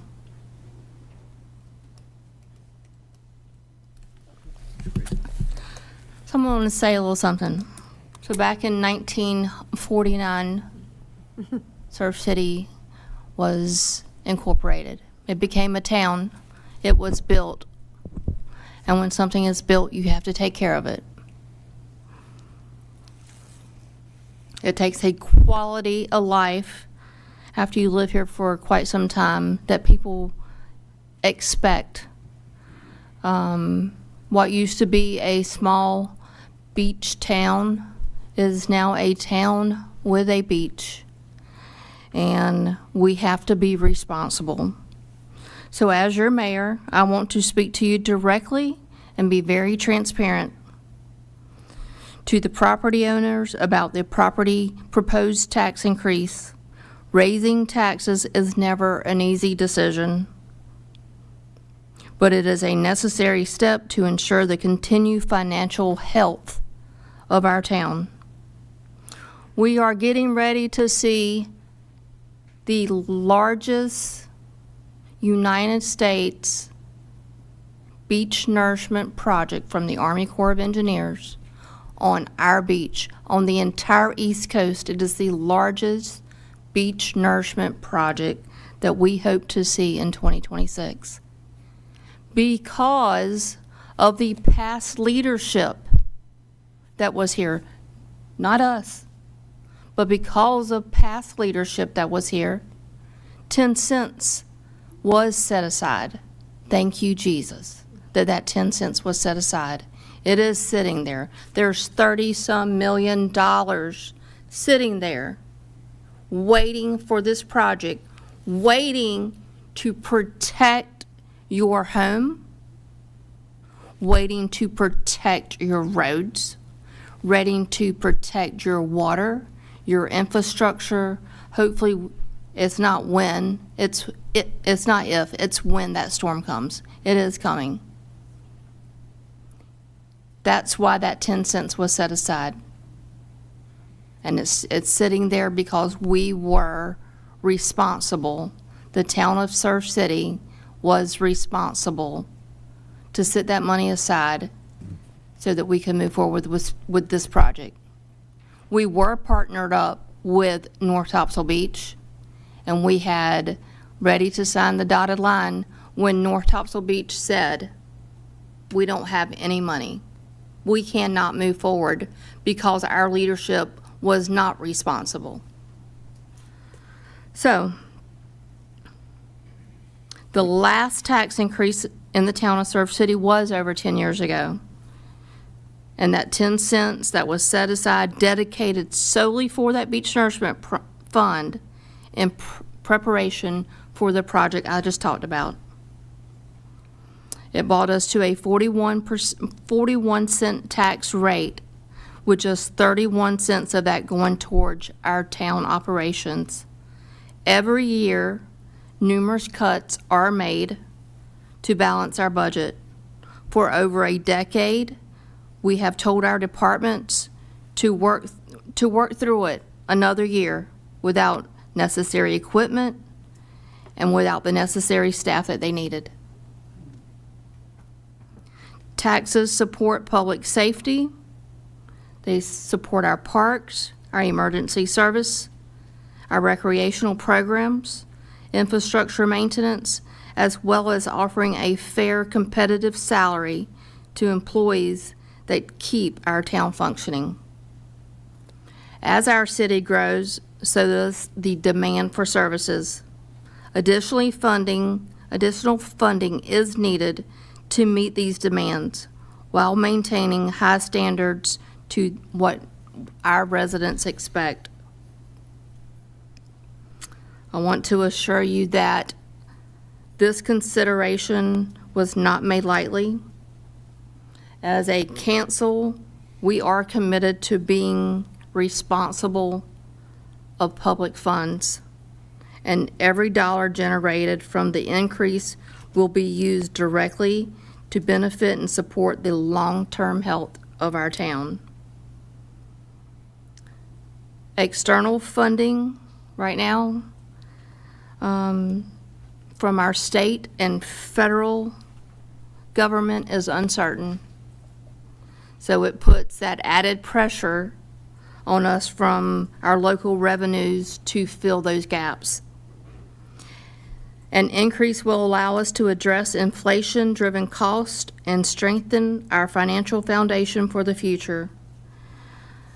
We have to be responsible, and you demand us to give you a quality of life that you deserve. So, saying that, does anyone else have anything that they would like to say during this public hearing? If anyone else has anything they want to say, now is your chance. Going once, going twice, and it's gone. Do I have a motion to close the public hearing? I will make a motion to close this public hearing. I'll second. I have a motion and a second. All those in favor say aye. Aye. All those opposed, same sign. Motion carries to close the public hearing.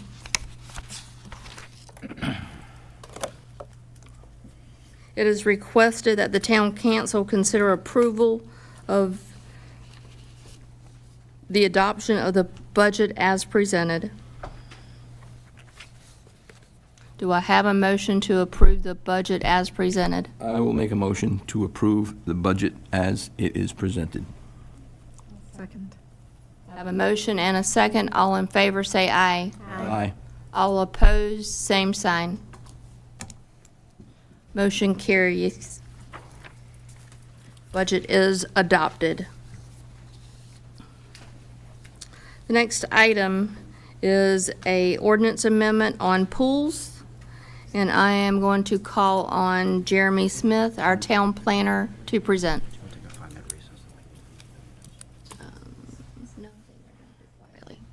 I'll give everyone a moment to shuffle out.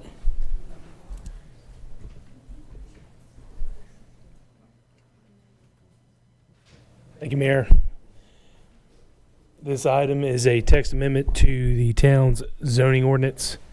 It is a continuation from a previous text amendment that I believe the board did in February of this year, and then following up in March, where it brought back standards that were in the previously existing zoning ordinance prior to November of last year regarding the decking around pools in the CFOD Coastal Forest Overlay District. The planning board recommended approval at that time, and town council accepted or approved the amendment and added it back into our current ordinance. However, at that time, there was some discussion if it was in the right location, should we be governing that, and staff and planning board went back and looked at what we require, considered what CAMA requires, and took a new amendment to the planning board that would move the requirement existing 4-foot shelf allowance around pools in the CFOD, relocate it to the section of the ordinance. I believe would move from our use and use standards section 5 to section 7 under the Coastal Forest Overlay District, and would change the allowance from 4 foot to make it allowed consistent with CAMA's regulation up to 6 feet or more, if that regulation were ever to change, as long as the concrete shelf was incorporated into their allowed lot coverage. The planning board recommended approval at their board meeting last month and is now up for you for your consideration. I'll be happy to answer any questions that you may have. Jeremy, just got a quick question. So if my lot size... Hold on 1 second. Sorry. Is this a public hearing? Yep. Do I have a motion to open the public hearing? I'll make a motion to open public hearing. Second. I have a motion and a second. All in favor say aye. Aye. All opposed, same sign. We are in public hearing. May I please? Yes. Thank you, Mayor. Thank you, Mayor. Just want to make sure, so if, let's say I have a 50,000 square foot lot, and I can do 8 foot or 10 foot because I've got the allowance, it's fine in that with that. The way this new amendment would work is as long as you have the lot coverage allowance, your concrete impervious shelf around your pool would be allowed. It is basically adding a more impervious allowance in the CFO district, specifically for pools. So now it would follow through with the footprint of the home, footprint of accessory structures, and now pool. And so long as you were outside of a CAMA-regulated, either oceanfront hazard or estuarine hazard. Correct. CAMA caps it at 6 foot, but they could change that. They've done more of the research for their AEC areas, and we would want to have our language be reflective of any changes they have. So that's why we recommended just saying consistent with CAMA. Anyone else have any questions during this public hearing? Would anyone else like to speak during this public hearing? Yes, ma'am. Marion Harkins, 1005 North Topsail Drive. And I just saw this and I have a comment because it is increasing the impervious surround for anything. This town has severe drainage problems, stormwater problems. To increase the impervious surround for any reason, I think is ridiculous. Thank you.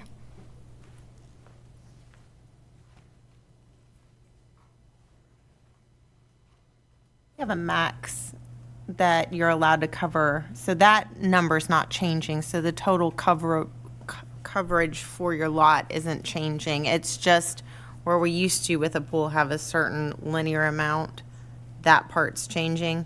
And some of that, I think the purpose behind it is to prevent the pool installation from having issues as well. I think they said part of that concrete, it helps to keep the pool where it's supposed to be. So we're actually following CAMA's guidelines, which tend to be more stringent. Shall we say? It depends. I have a question or a clarifying question. We have, this applies to the CFOD, so we're going from 4 to 6. We have the 40% pervious, non-pervious requirement. We have the offsets. How does this impact on the trees? For example, if you put in a pool and there's a tree in the way, the tree comes down.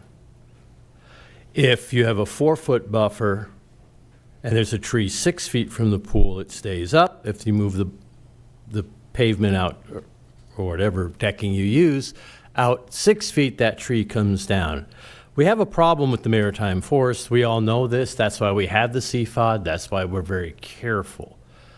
Where do trees come into the equation on whether or not a 6-foot surface around the pool is a good thing or a bad thing? Jerry?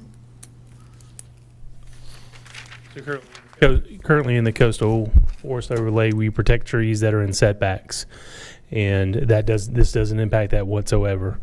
Part of approvals for pools or homes or anything like that is part of the building permit review for new homes. So the tree protection is still there within the ordinance. This doesn't impact that. Thank you.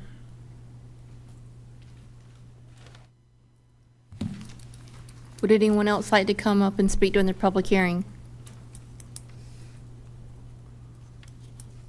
Would anyone else like to speak during the public hearing? Anyone have any comments? Going once, going twice, and it's gone. Do I have a motion to close the public hearing? Yeah, I'm on a roll. I'll make a motion to close the public hearing. I'll second. Okay, there you Motion go. and a second. All in favor, say aye. Aye. All opposed, same sign. Motion carries to close the public hearing. It is requested that the town council consider approval of the ordinance amendment as presented. Do I have a motion? Sure. I'm fast at the draw today. I'll make a motion to accept it as presented. I'll second. I have a motion and a second. All in favor, say aye. Aye. All opposed, same sign. Motion carries. All right, moving on to old business. First item, there is no old business, so new business, which is the Beach Nourishment Fund 10 Budget Ordinance Amendment. And Melissa, our Finance Director will present. Good afternoon, Madam Mayor and Council. As we've heard, we transfer 10 cents over to the Beach Nourishment Fund each year from the general fund. Based on our preliminary assessments for this fiscal year, we underestimated how much we would need to transfer to Fund 81. So this budget amendment will approve transferring $68,984 from Fund 10 to the Beach Nourishment Fund. And I am seeking your approval for that tonight. Anyone have any questions? No. If not, it is requested that the town council consider approving the BOA as presented. I'll make a motion to approve as presented. I'll second that. A motion and a second. All in favor, say aye. Aye. All opposed, same sign. Motion carries. Next item is the Beach Nourishment Fund 81 Budget Ordinance Amendment, and Melissa will present. So we have to budget in Fund 81, accepting that additional 10 cent for the year. So in Fund 81, we're going to budget $68,984 as well to cover that transfer, receiving those funds. Anyone have any questions? Hearing none, it is requested that the town council consider approving the BOA as presented. Do I have a motion? I'll make that a motion. A second. I have a motion and a second. All in favor, say aye. Aye. All opposed, same sign. Motion carries. Next item is Multi-Use Path Transfer Fund 21 Budget Ordinance Amendment. Currently, we have a little over $250,000 budgeted in Fund 21 for some sidewalk improvements. That project is not going to be done by the end of the fiscal year, so we're going to transfer those funds to a multi-use or multi-year fund for the multi-use path. So this budget amendment transfers that $250,000 from Fund 21 to Fund 55. Anyone have any questions? Hearing none, it is requested that the town council consider approving the BOA as presented. Do I have a motion? I'll make a motion we approve as presented. I'll second it. Have a motion and a second. All those in favor say aye. Aye. All opposed, same sign. Motion carries. Next item is the Multi-Use Path Transfer Fund 55 Budget Ordinance Amendment. So this budget amendment simply accepts the transfer from the general fund for that $250,000, so we can spend it over 2 different fiscal years because it's a perpetual fund. Is there any questions? It is requested that the town council consider approving the BOA as presented. Do I have a motion? I'll make a motion. Second. I have a motion and a second. All in favor say aye. All opposed, same sign. Motion carries. Next item is Facility Expansion Fund 2051 Budget Ordinance Amendment. So at our last meeting, David Price presented a budget ordinance to kick off our public utilities facility expansion, and he informed you guys that the water fund would be paying for that expansion. So this actually takes and transfers those funds from the water fund to Fund 51 to begin that project. Anyone have any questions? Hearing none, it is requested that the town council consider approving the BOA as presented. Do I have a motion? I'll make a motion to approve as presented. I'll second. Have a motion and a second. All in favor say aye. Aye. All opposed, same sign. Motion carries. Thank you very much. I think you have one more. Is that not you? David doing the ARPA. Oh, David's doing the ARPA. Okay. All right. So David Price is coming up for a resolution for acceptance of the ARPA funds. Good evening, Mayor, Council. I appreciate it. In the state budget of the 23-24 budget year, CRC was awarded $20 million for wastewater improvements. We spent the since time filling out applications and defining a scope, and we did receive a award letter for $19,700,000. That's the $20 million after administration fees. In order to claim it and start the construction of these projects, in your packet there's a resolution to formally accept these funds. Staff recommends the approval of the resolution. Does anyone have any questions about not accepting $19 million? All No. No, we're good. right, it is requested that the town council consider approving the resolution as presented. I'll make a motion to approve it as presented. I'll second. A motion and a second. All in favor, say aye. Aye. All opposed, same sign. Motion carries. Thank you, David. All right. Next item is Colonial Heights preliminary, and Jeremy Shugarts, Jeremy Smith, Big J. Big J will move forward with presenting. Thank you, Mayor. Members of council, before you is a request for a by right subdivision proposed on 82.42 acres off of 210. This property is next door to the Turtle Creek subdivision and future Applewood Trace subdivision. This request is for 140 total single-family residential lots. Hit the wrong button. Before you on the screen is the Colonial Heights subdivision. And as I use my cheat sheet here, I apologize. Sean Olds was supposed to present this tonight, so I took it over real quick because he had a family emergency. Again, this is a by right subdivision, 140 lots. The developer at one point proposed an R5 rezoning. They discussed it at a planning board meeting in the past and withdrew it, and have now submitted a by right under the existing R10. This project is designed, as you can see on the screen before you, to preserve existing tree coverage and avoid 19.9 acres of wetlands. This would be considered a low-density single-family home development. It has 4.2 acres of open space, an amenity center, and proposed amenity center with clubhouse, pool, fitness area, 3 amenity ponds, pedestrian connectivity along 210 and future Applewood Trace and Turtle Creek subdivisions, and will be privately managed by HOA for the amenities and roads. Ms. Tara Murphy, representing McKim & Creed, the engineer of the project, and the owner, is here and may be adding additional information. The planning board heard this at their May meeting, and they, along with staff, is recommending approval. I'll be happy to answer any questions that the board may have. I have a question. Okay, so they have an entrance or some way to get into it from 210, you said? Sure. And the other one is to use the future Applewood Trace as another. Correct. But they also have a possibility of using Walter Jones Drive. Yes, the intention there is they will tie into Applewood Trace as it develops, and that will be their second access because Applewood Trace will have a entrance onto 17, I believe, on the backside. If Applewood Trace were to not happen, which we do not believe is the case, they have an alternative to tie into Walter Jones.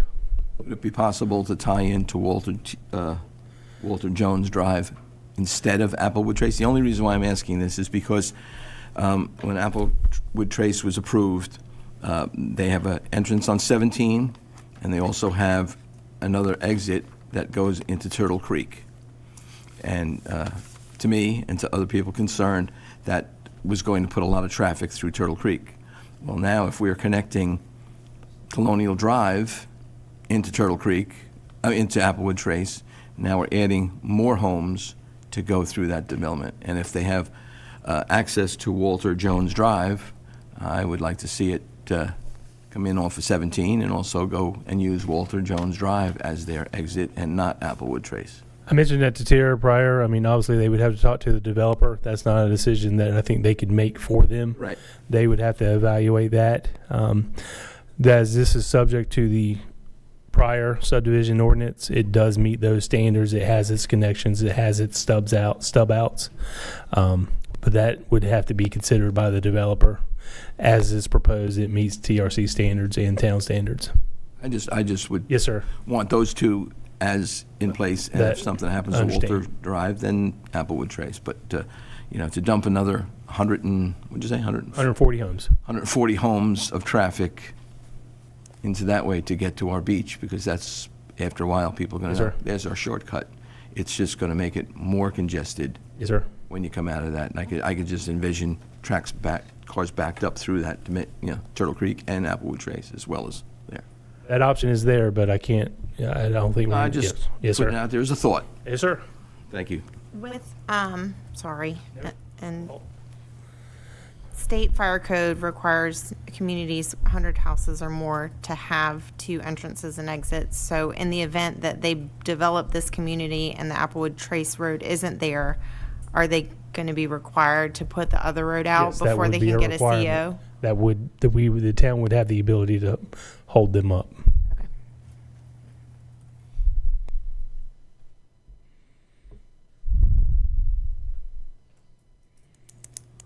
When subdivisions go in like this, they are aware from our fire chief that no parking is allowed on streets. I would defer to Marshall Burton to answer that question, as just because I'm still catching up on this project. Come on down.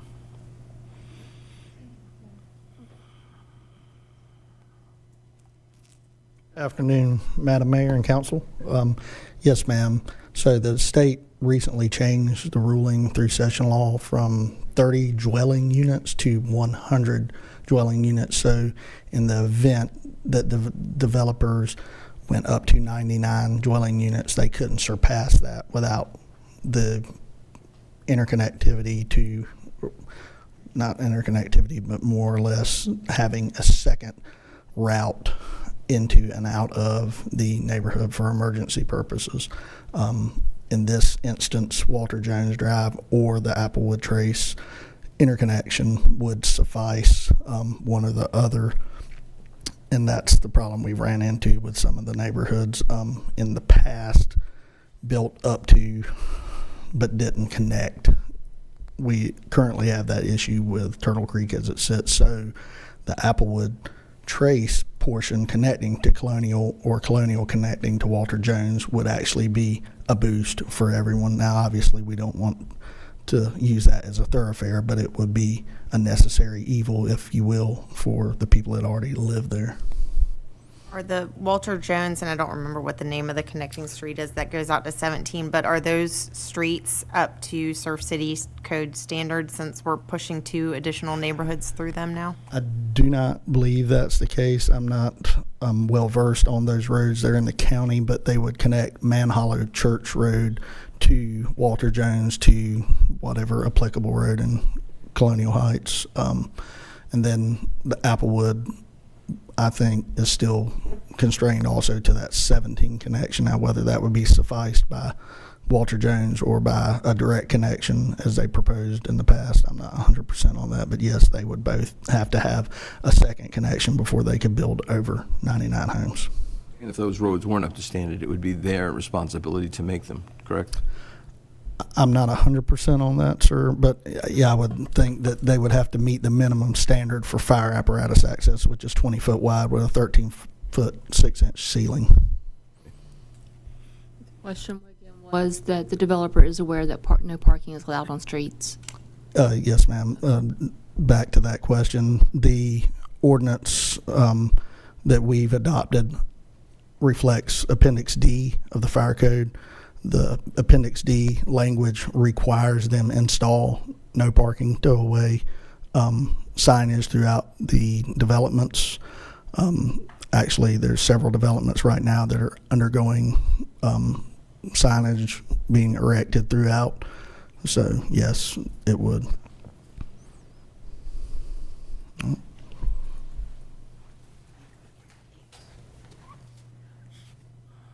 Anyone else have any questions? Have there been any conversations with DOT about a turning lane or anything?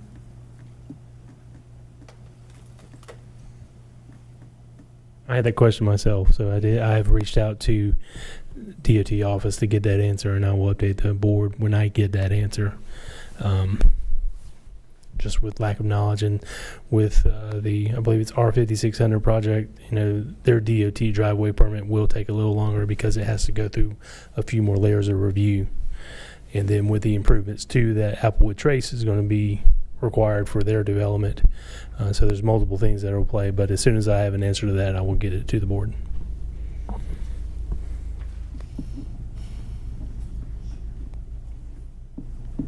Anyone else have any questions? Is this something we're voting on for approval? I'd like to see them come back with us to show us a way to do Walter Jones Drive instead of the connection with Applewood Trace. Being that's not, that's a thought, but there's nothing on paper for it. Is that a possibility? If you want to table the item, you can always table it, yes. I'd like to do that. I'd like to find out exactly if Walter Jones Drive is a possibility and how that's going to look and how that's going to function between them and the fire department, the police department, and et cetera, instead of counting on Applewood Trace. I think we're just going to be dumping a tremendous amount of more traffic into Applewood Trace and Turtle Creek. And I'd like to get the DOT information. Yeah, so I'd like to table that.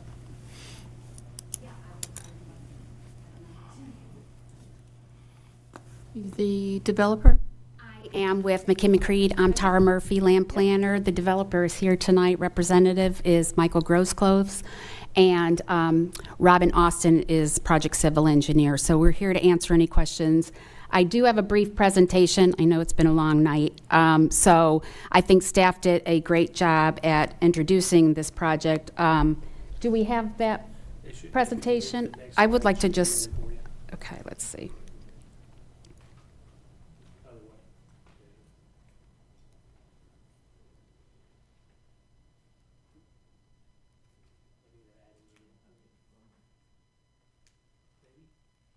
And then Sean sent it to them prior to the meeting.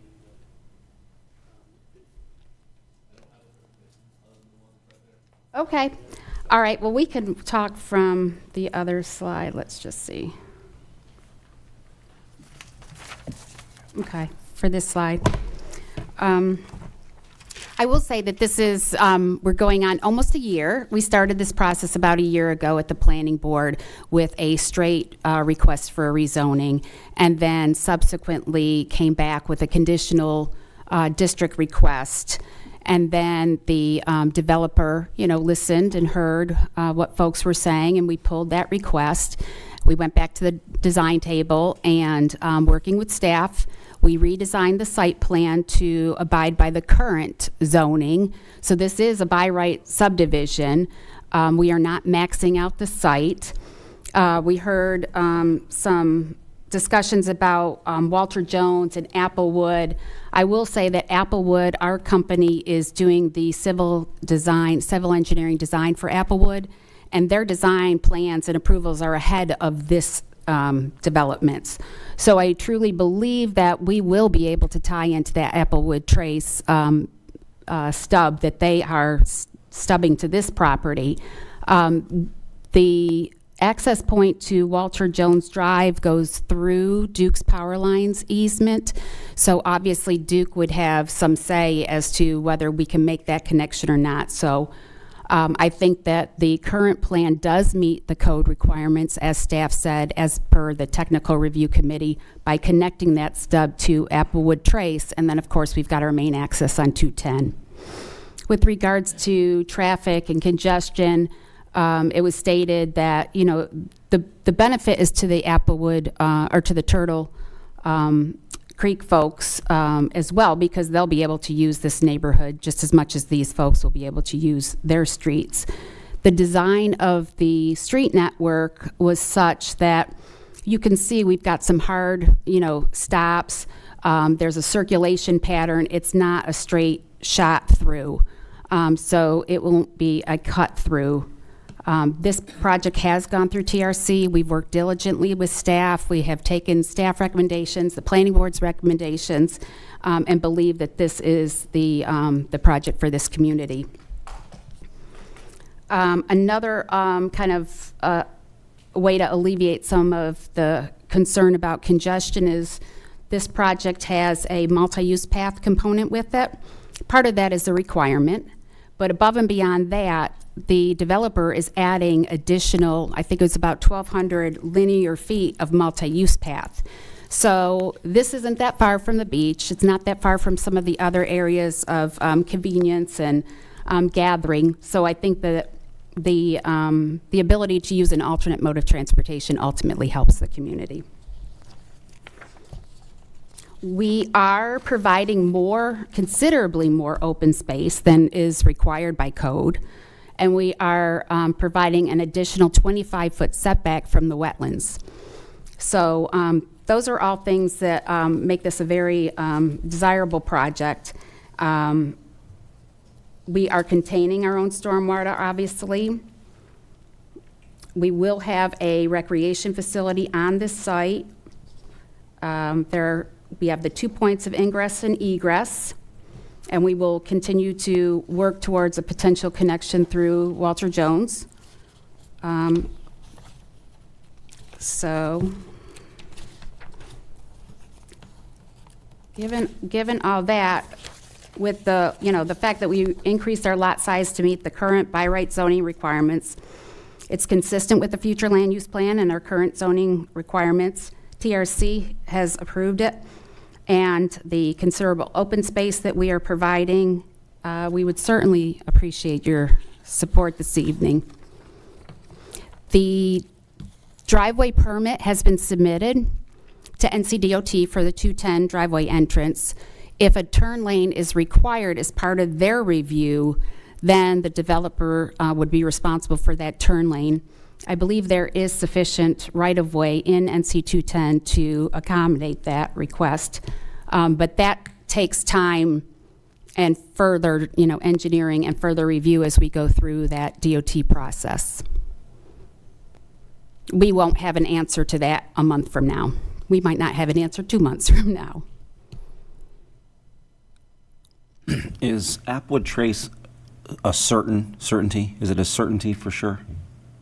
It's an approved development. Is it a certainty? Do you think it, Jeremy? Kyle, do you think? Let me ask it a different way. Yeah, okay. Do you know if the stub out you're talking about is phase 1 or phase 2? The reason I asked phase 1 is phase 2 I got it yet. Yeah, Applewood. Phase 1. Mm-hmm.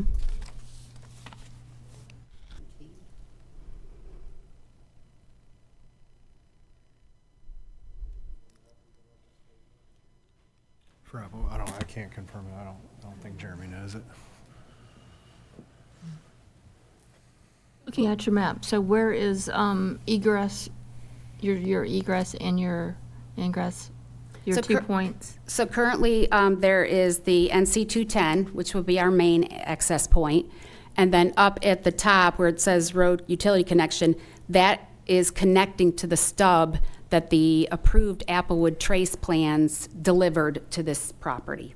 Where would be the Walter Jones Drive? That is up at the top, the green kind of bubble at the top. It goes straight through, it goes straight through the power line easement. Whoops. There we go. It's all good. Good job. Yep. That made my day. Mm-hmm.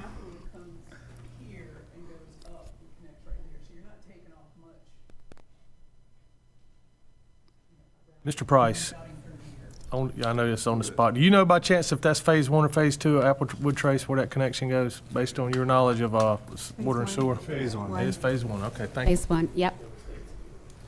So where would the Walter Jones go? I see where it's. Okay. And Hollow, and then out to 17.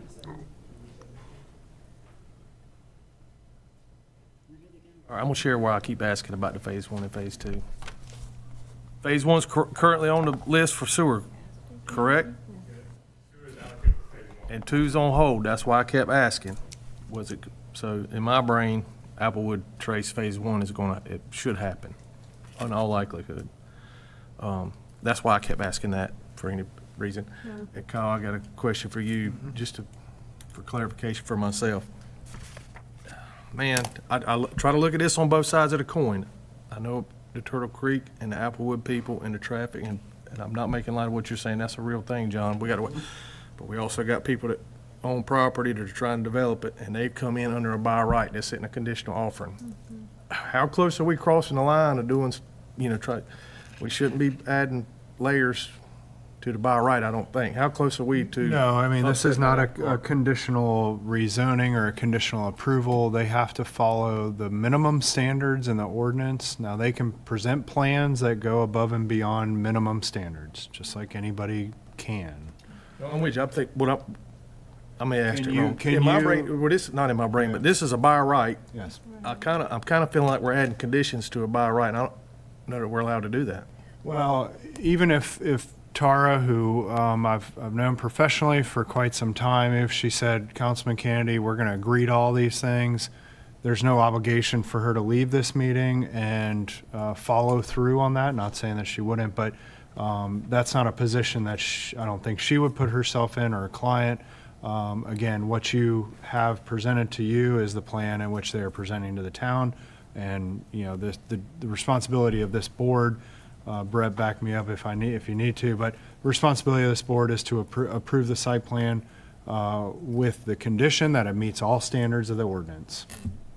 And it does meet all standards of the ordinance that we fall under, and it exceeds some.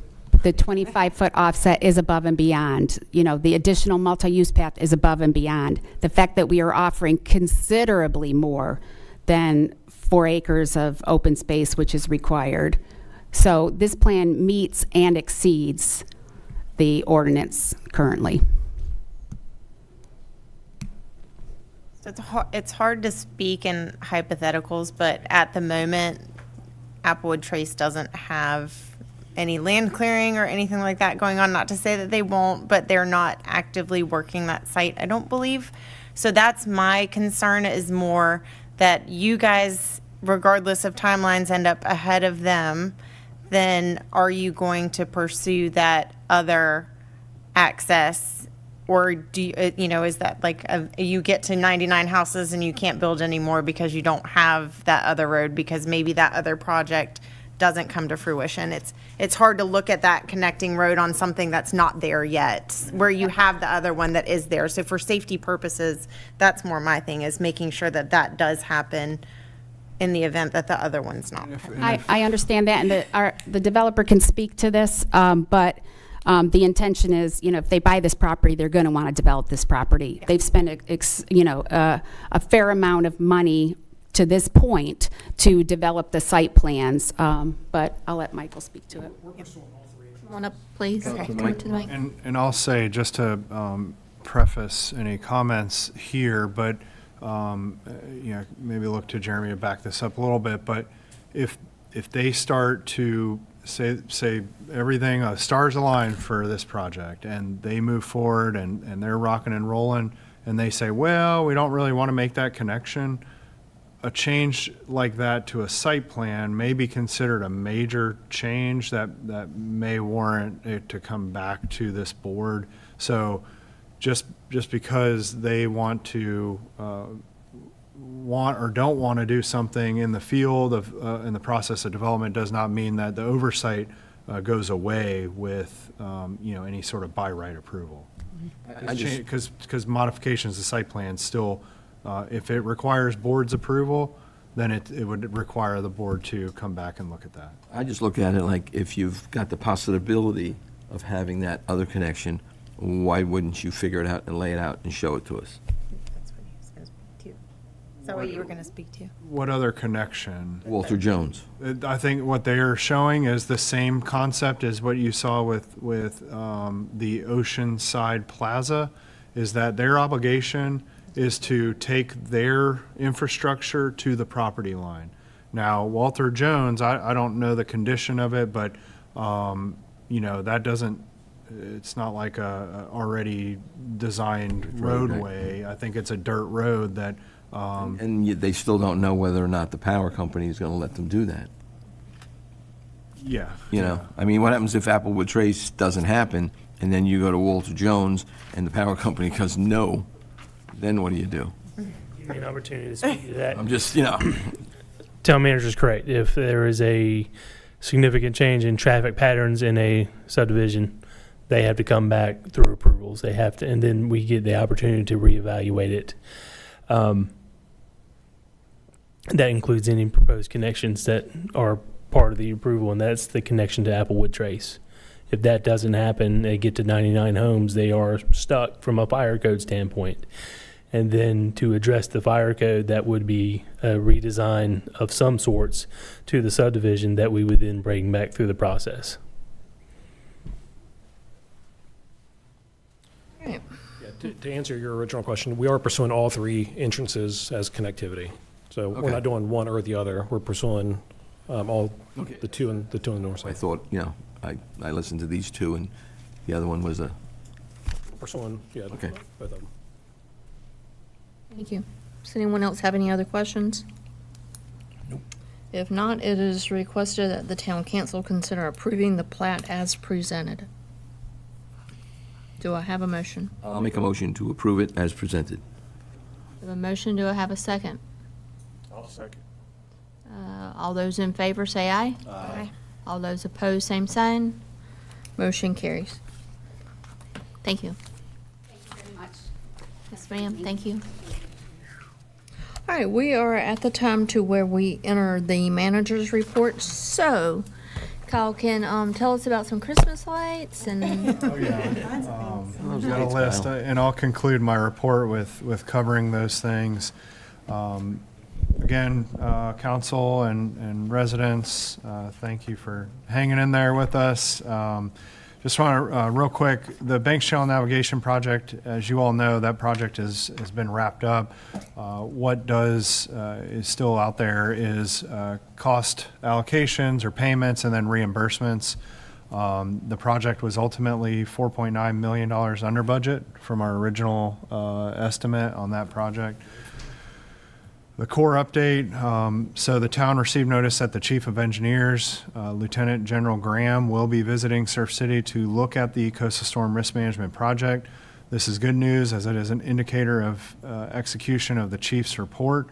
And I do mention that Lieutenant General Graham is the Chief, so that is his report to sign. So he's on top of all the Army Corps of Engineers, 90,000 civilian and active duty personnel. So we will welcome him with open arms to Surf City, but it's customary for him to look at areas before he signs that report. So in anticipation of moving forward with the next steps on the project, we have a meeting scheduled with their real estate group in 2 weeks to review current easement status.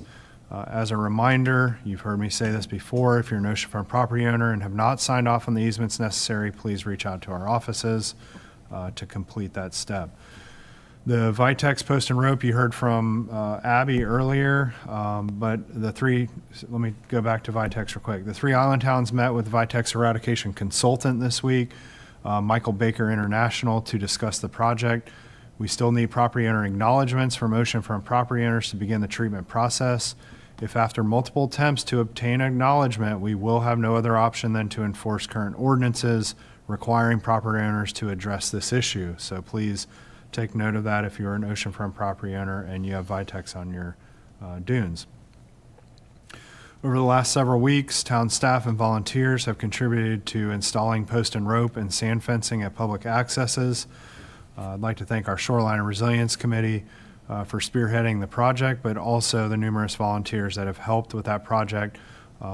It's not easy work. It's tough work out on the beach. The environment is tough, but Chris and his crew are knocking that stuff out in the meantime, and we still do have several accesses to get to over the next couple of weeks to get that completed. The No Wake Zone project, just wanted to address this real quick. The town's contractor has installed pilings and signage indicating the recently legislated no wake zone. As a reminder, the state authority does not affect the Intercoastal Waterway, and the U.S. Army Corps of Engineers is the authority over the federal channel. The town will seek to extend the no wake zone in this area and will state our case. Criteria include adjacency to a marina, in which we do not have directly adjacent to the channel. However, I think we do have a case to make leading to Topsail Creek. So we're going to give it our best effort to get that legislated through the Army Corps. And if not, then I would acknowledge to council that might be a legislative priority that we do potentially consider, because that is important for us. Mr. Frank Sadati, I think he left with Susan earlier, has started with the town. He's been here for a little less than a month, but he continues to become acclimated with the department in town. So we do look forward to welcoming him and his family when they officially move to Surf City next week. So they are, I guess we got them locked in at this point. So on the Parks, Recreation, and Tourism Department, exciting, the draft master plan was delivered today to staff to begin review of that document. This plan charts the way to enhance services and capital investment over the next 10 years. The plan will be presented to the Parks and Recreation Advisory Committee at their July meeting, and then presented back to council at the following work session in preparation for adoption in August. So excited about that project moving forward. Summer camp, I was surprised to hear that there's still some spots available for this year's summer camp. Please visit the town's parks website or rec desk to sign up. This camp is a great value as we look at other programs throughout the community. And our programming staff and counselors do a fantastic job working with all the children. I've had family attend that camp, and they always look forward to that. So they do have a 2-week sign-up policy. You do need to be registered 2 weeks in advance of the summer camp week that you choose. So please get on that, and let's get that summer camp taken care of. Storm preparations. June 1 begins the Atlantic hurricane season. And our emergency management staff and lead meteorologist from the Wilmington Weather Center held a preparation meeting last Friday for the public to communicate the importance of having a plan and being prepared. We urge all residents to familiarize themselves with strategies to increase their preparation and awareness of town procedures, evacuation, reentry, and others. A little effort now can go a long way towards effective recovery. I asked James to keep all of his pamphlets and materials out from that meeting last week. So on your way out, grab it, take it home, read it, or if you're familiar with it, share it with a neighbor that might be new to the area, because they might get some information out of that. Bicycle safety, the town's police and fire departments, along with a couple of our community partners engaged in selling and renting bicycles, held a safety event at the Earl G. and Inez Batts Recreation Complex last Thursday. The weather dampened attendance, but it was still a great opportunity to learn safety techniques to help familiarize youth and adults on bicycle safety and rules of the road.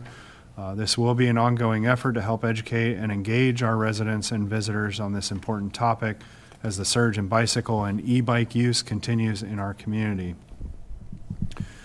Lastly, in our community engagement series, the town will be hosting an educational meeting on June 25th at 10 a.m. here at Town Hall to go over topics such as beach safety, roadway safety, disaster preparedness, beach and waterway rules, as well as providing resources for residents and visitors on how to stay informed.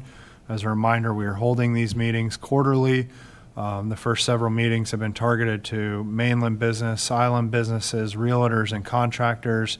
But all the meetings are all open to the public. This one is just geared towards the general public, so please come out and hear about those topics. Now to get to the list of items heard through public comment.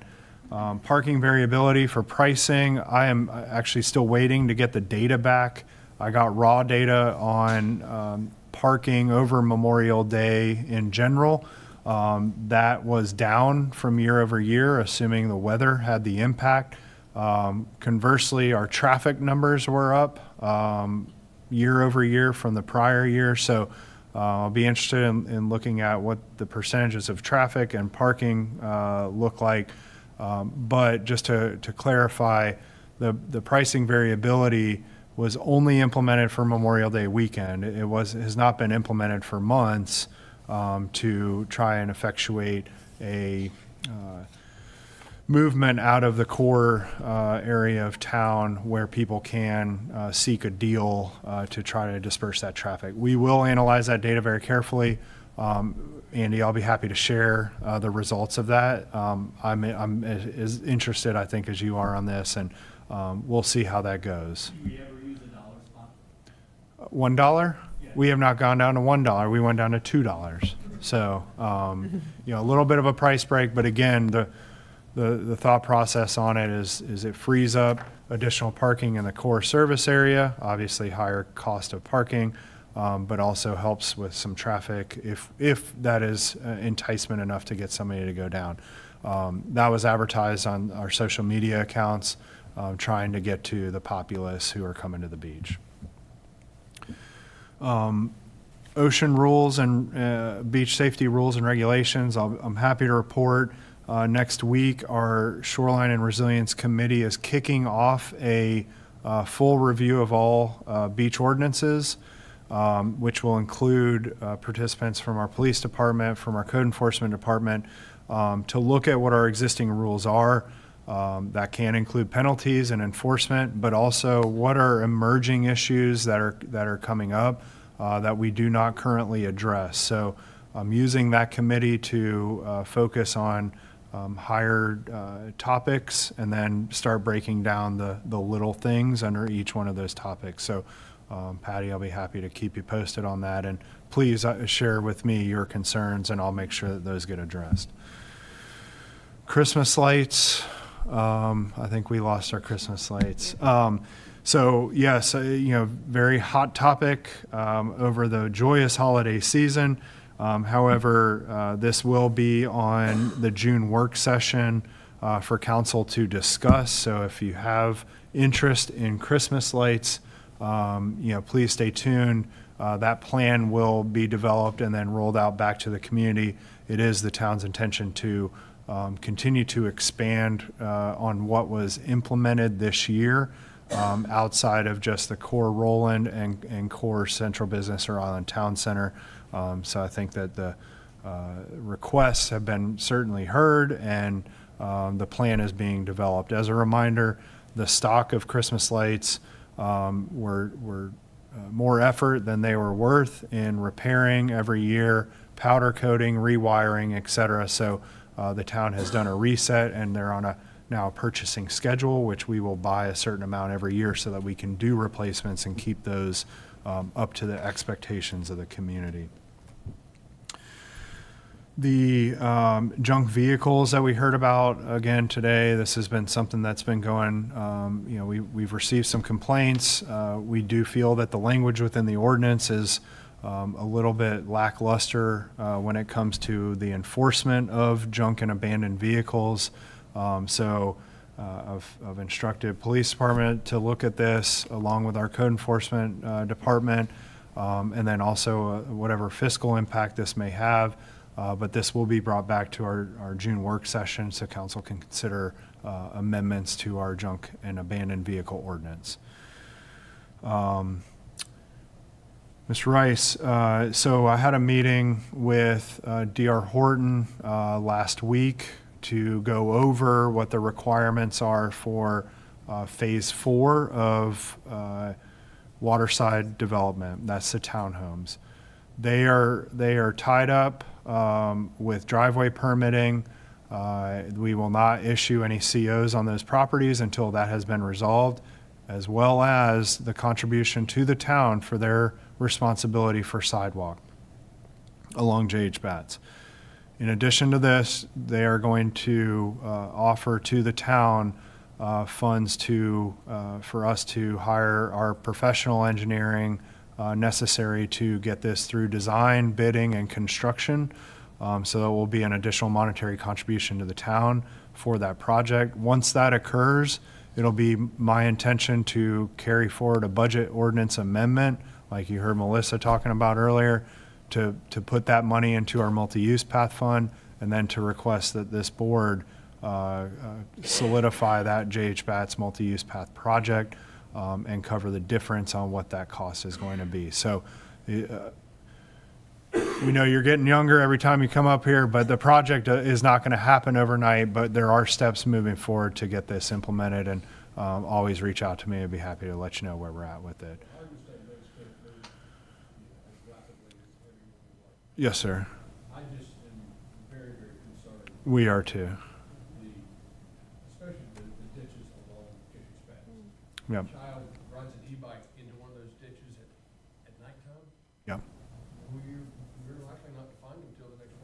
Sure. And It's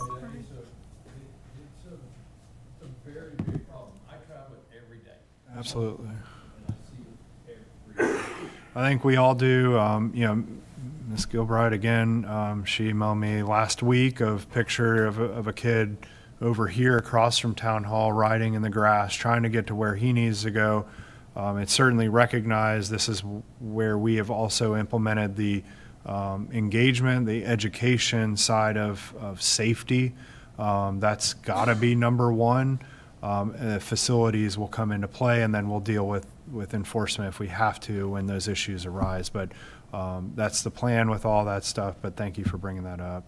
And then lastly, just want to let the board know, I got an email as we were sitting here from my colleague, the county manager. She has spoken with the Board of Commissioners, and they want to amend our MOU with the county to supply a second SRO at the Surf City Elementary and Middle School. So that's good news for us and good news for our youth that attend that school. Chief got the same email, so you know, we're pretty excited about that and to continue the good work that they do. Again, SROs, the way that the system that we have put in place is that those are Surf City police officers. We're able to develop that community outreach, that community policing, and then the added benefit to that is that those officers then are additional officers on the road during the summertime when our traffic and calls for service continue to go up. So I wanted to share that with council as you were here, and Madam Mayor and Council, that concludes my report. Thank you. Okay, Trudy. That was a lot, sorry. It's all been a lot. That's a win-win on the SRO. That's a win for the schools and the families. That's a win for our summer activities too, so that's wonderful news. There's been a lot of conversations, a lot of tough decisions lately. Thank you, everybody, for showing up tonight. We appreciate all of the community input. It's very valuable. It's really necessary. So everybody who does come and listen and ask questions either in the meeting or after the meeting or before the meeting or whatever, or talks and shares their opinions, that's very valued. And I just want to continue to encourage that, and we welcome that. So thank you. There's been a lot of good things going on. So even though there's been some hard decisions and some hard news to deliver, there has been some really wonderful things, and I've appreciated being out on the beach and helping a little bit with the sand fencing and seeing that come to fruition. And that is not the easiest job, but it's been a lot of fun. It's been a good group working on it, and Chris's group has done phenomenal. And I've seen him drilling holes and doing everything, and that's been great. And I attended the hurricane preparedness meeting, and I thought that was fabulous. And I really wish more people would have come, and I do value that we provide a lot of informational sessions like that, and I hope those things will continue to catch on with our residents. If we have such an increase in residents, I'd really like to see an increase in our attendance at some of the education pieces that we provide. Also with the bike safety that we did, I know the weather kind of made that one a little challenging, but Chief Voorhees and his staff, his team, really went, and the fire department was there too, did a lot to show up and to help our families know the rules and the advantages and disadvantages of riding e-bikes, and a lot of kids are on them. I really hope we don't have any serious accidents. Now school's out, we see a lot of children on their e-bikes, and I wish all of them would wear helmets.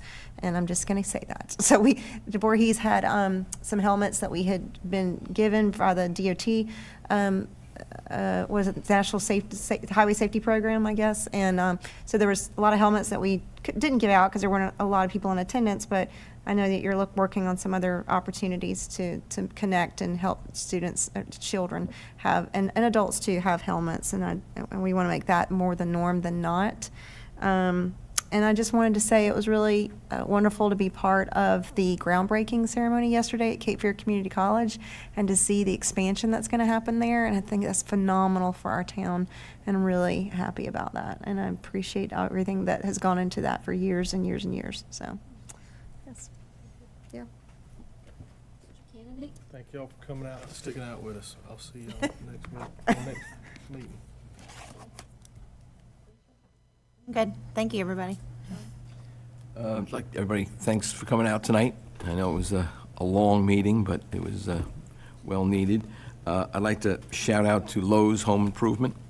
They donated 70 American flags for Memorial Day weekend. We've taken on, me and my daughter have taken on this task of installing them around our sign and at the park every year because of what the weekend is about, more than, as we've said before, more than hot dogs and hamburgers. But anyway, that's about it. Attorney. Nothing to report. All right, so I'll be short. I want to say thank you to all of our employees, all of our departments that have stuck with us through all these years, that have seen the struggle that we have been under. Thank you to our town manager for leading us, especially to Melissa and Donna and Wendy and our finance department that do a wonderful job. But a special thank you to Trudy, to Hugh Cannady, to Jeremy Shugarts, to John Koloski, and to Alicia for supporting the budget this year, knowing what we had to do. So I really appreciate it. And at this time, I am going to ask. Madam Mayor, I'd like to make a motion, NC General Statute 143-318, .11A5, property acquisition, to go in closed session. I have a motion. Do I have a second? I'll second that. All in favor, say aye. Aye. All opposed, same sign. We are in closed session.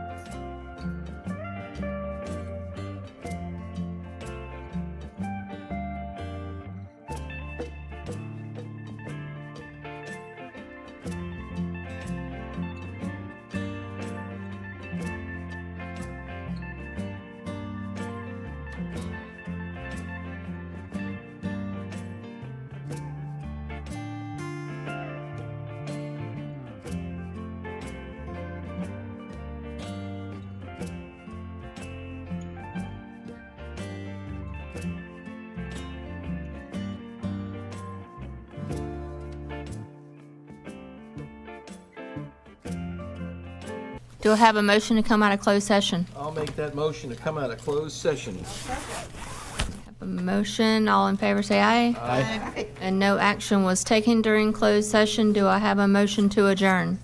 Make a motion, we adjourn. There you go. Have a second? Yes, I'll second All that. those in favor say aye. Aye. We are adjourned.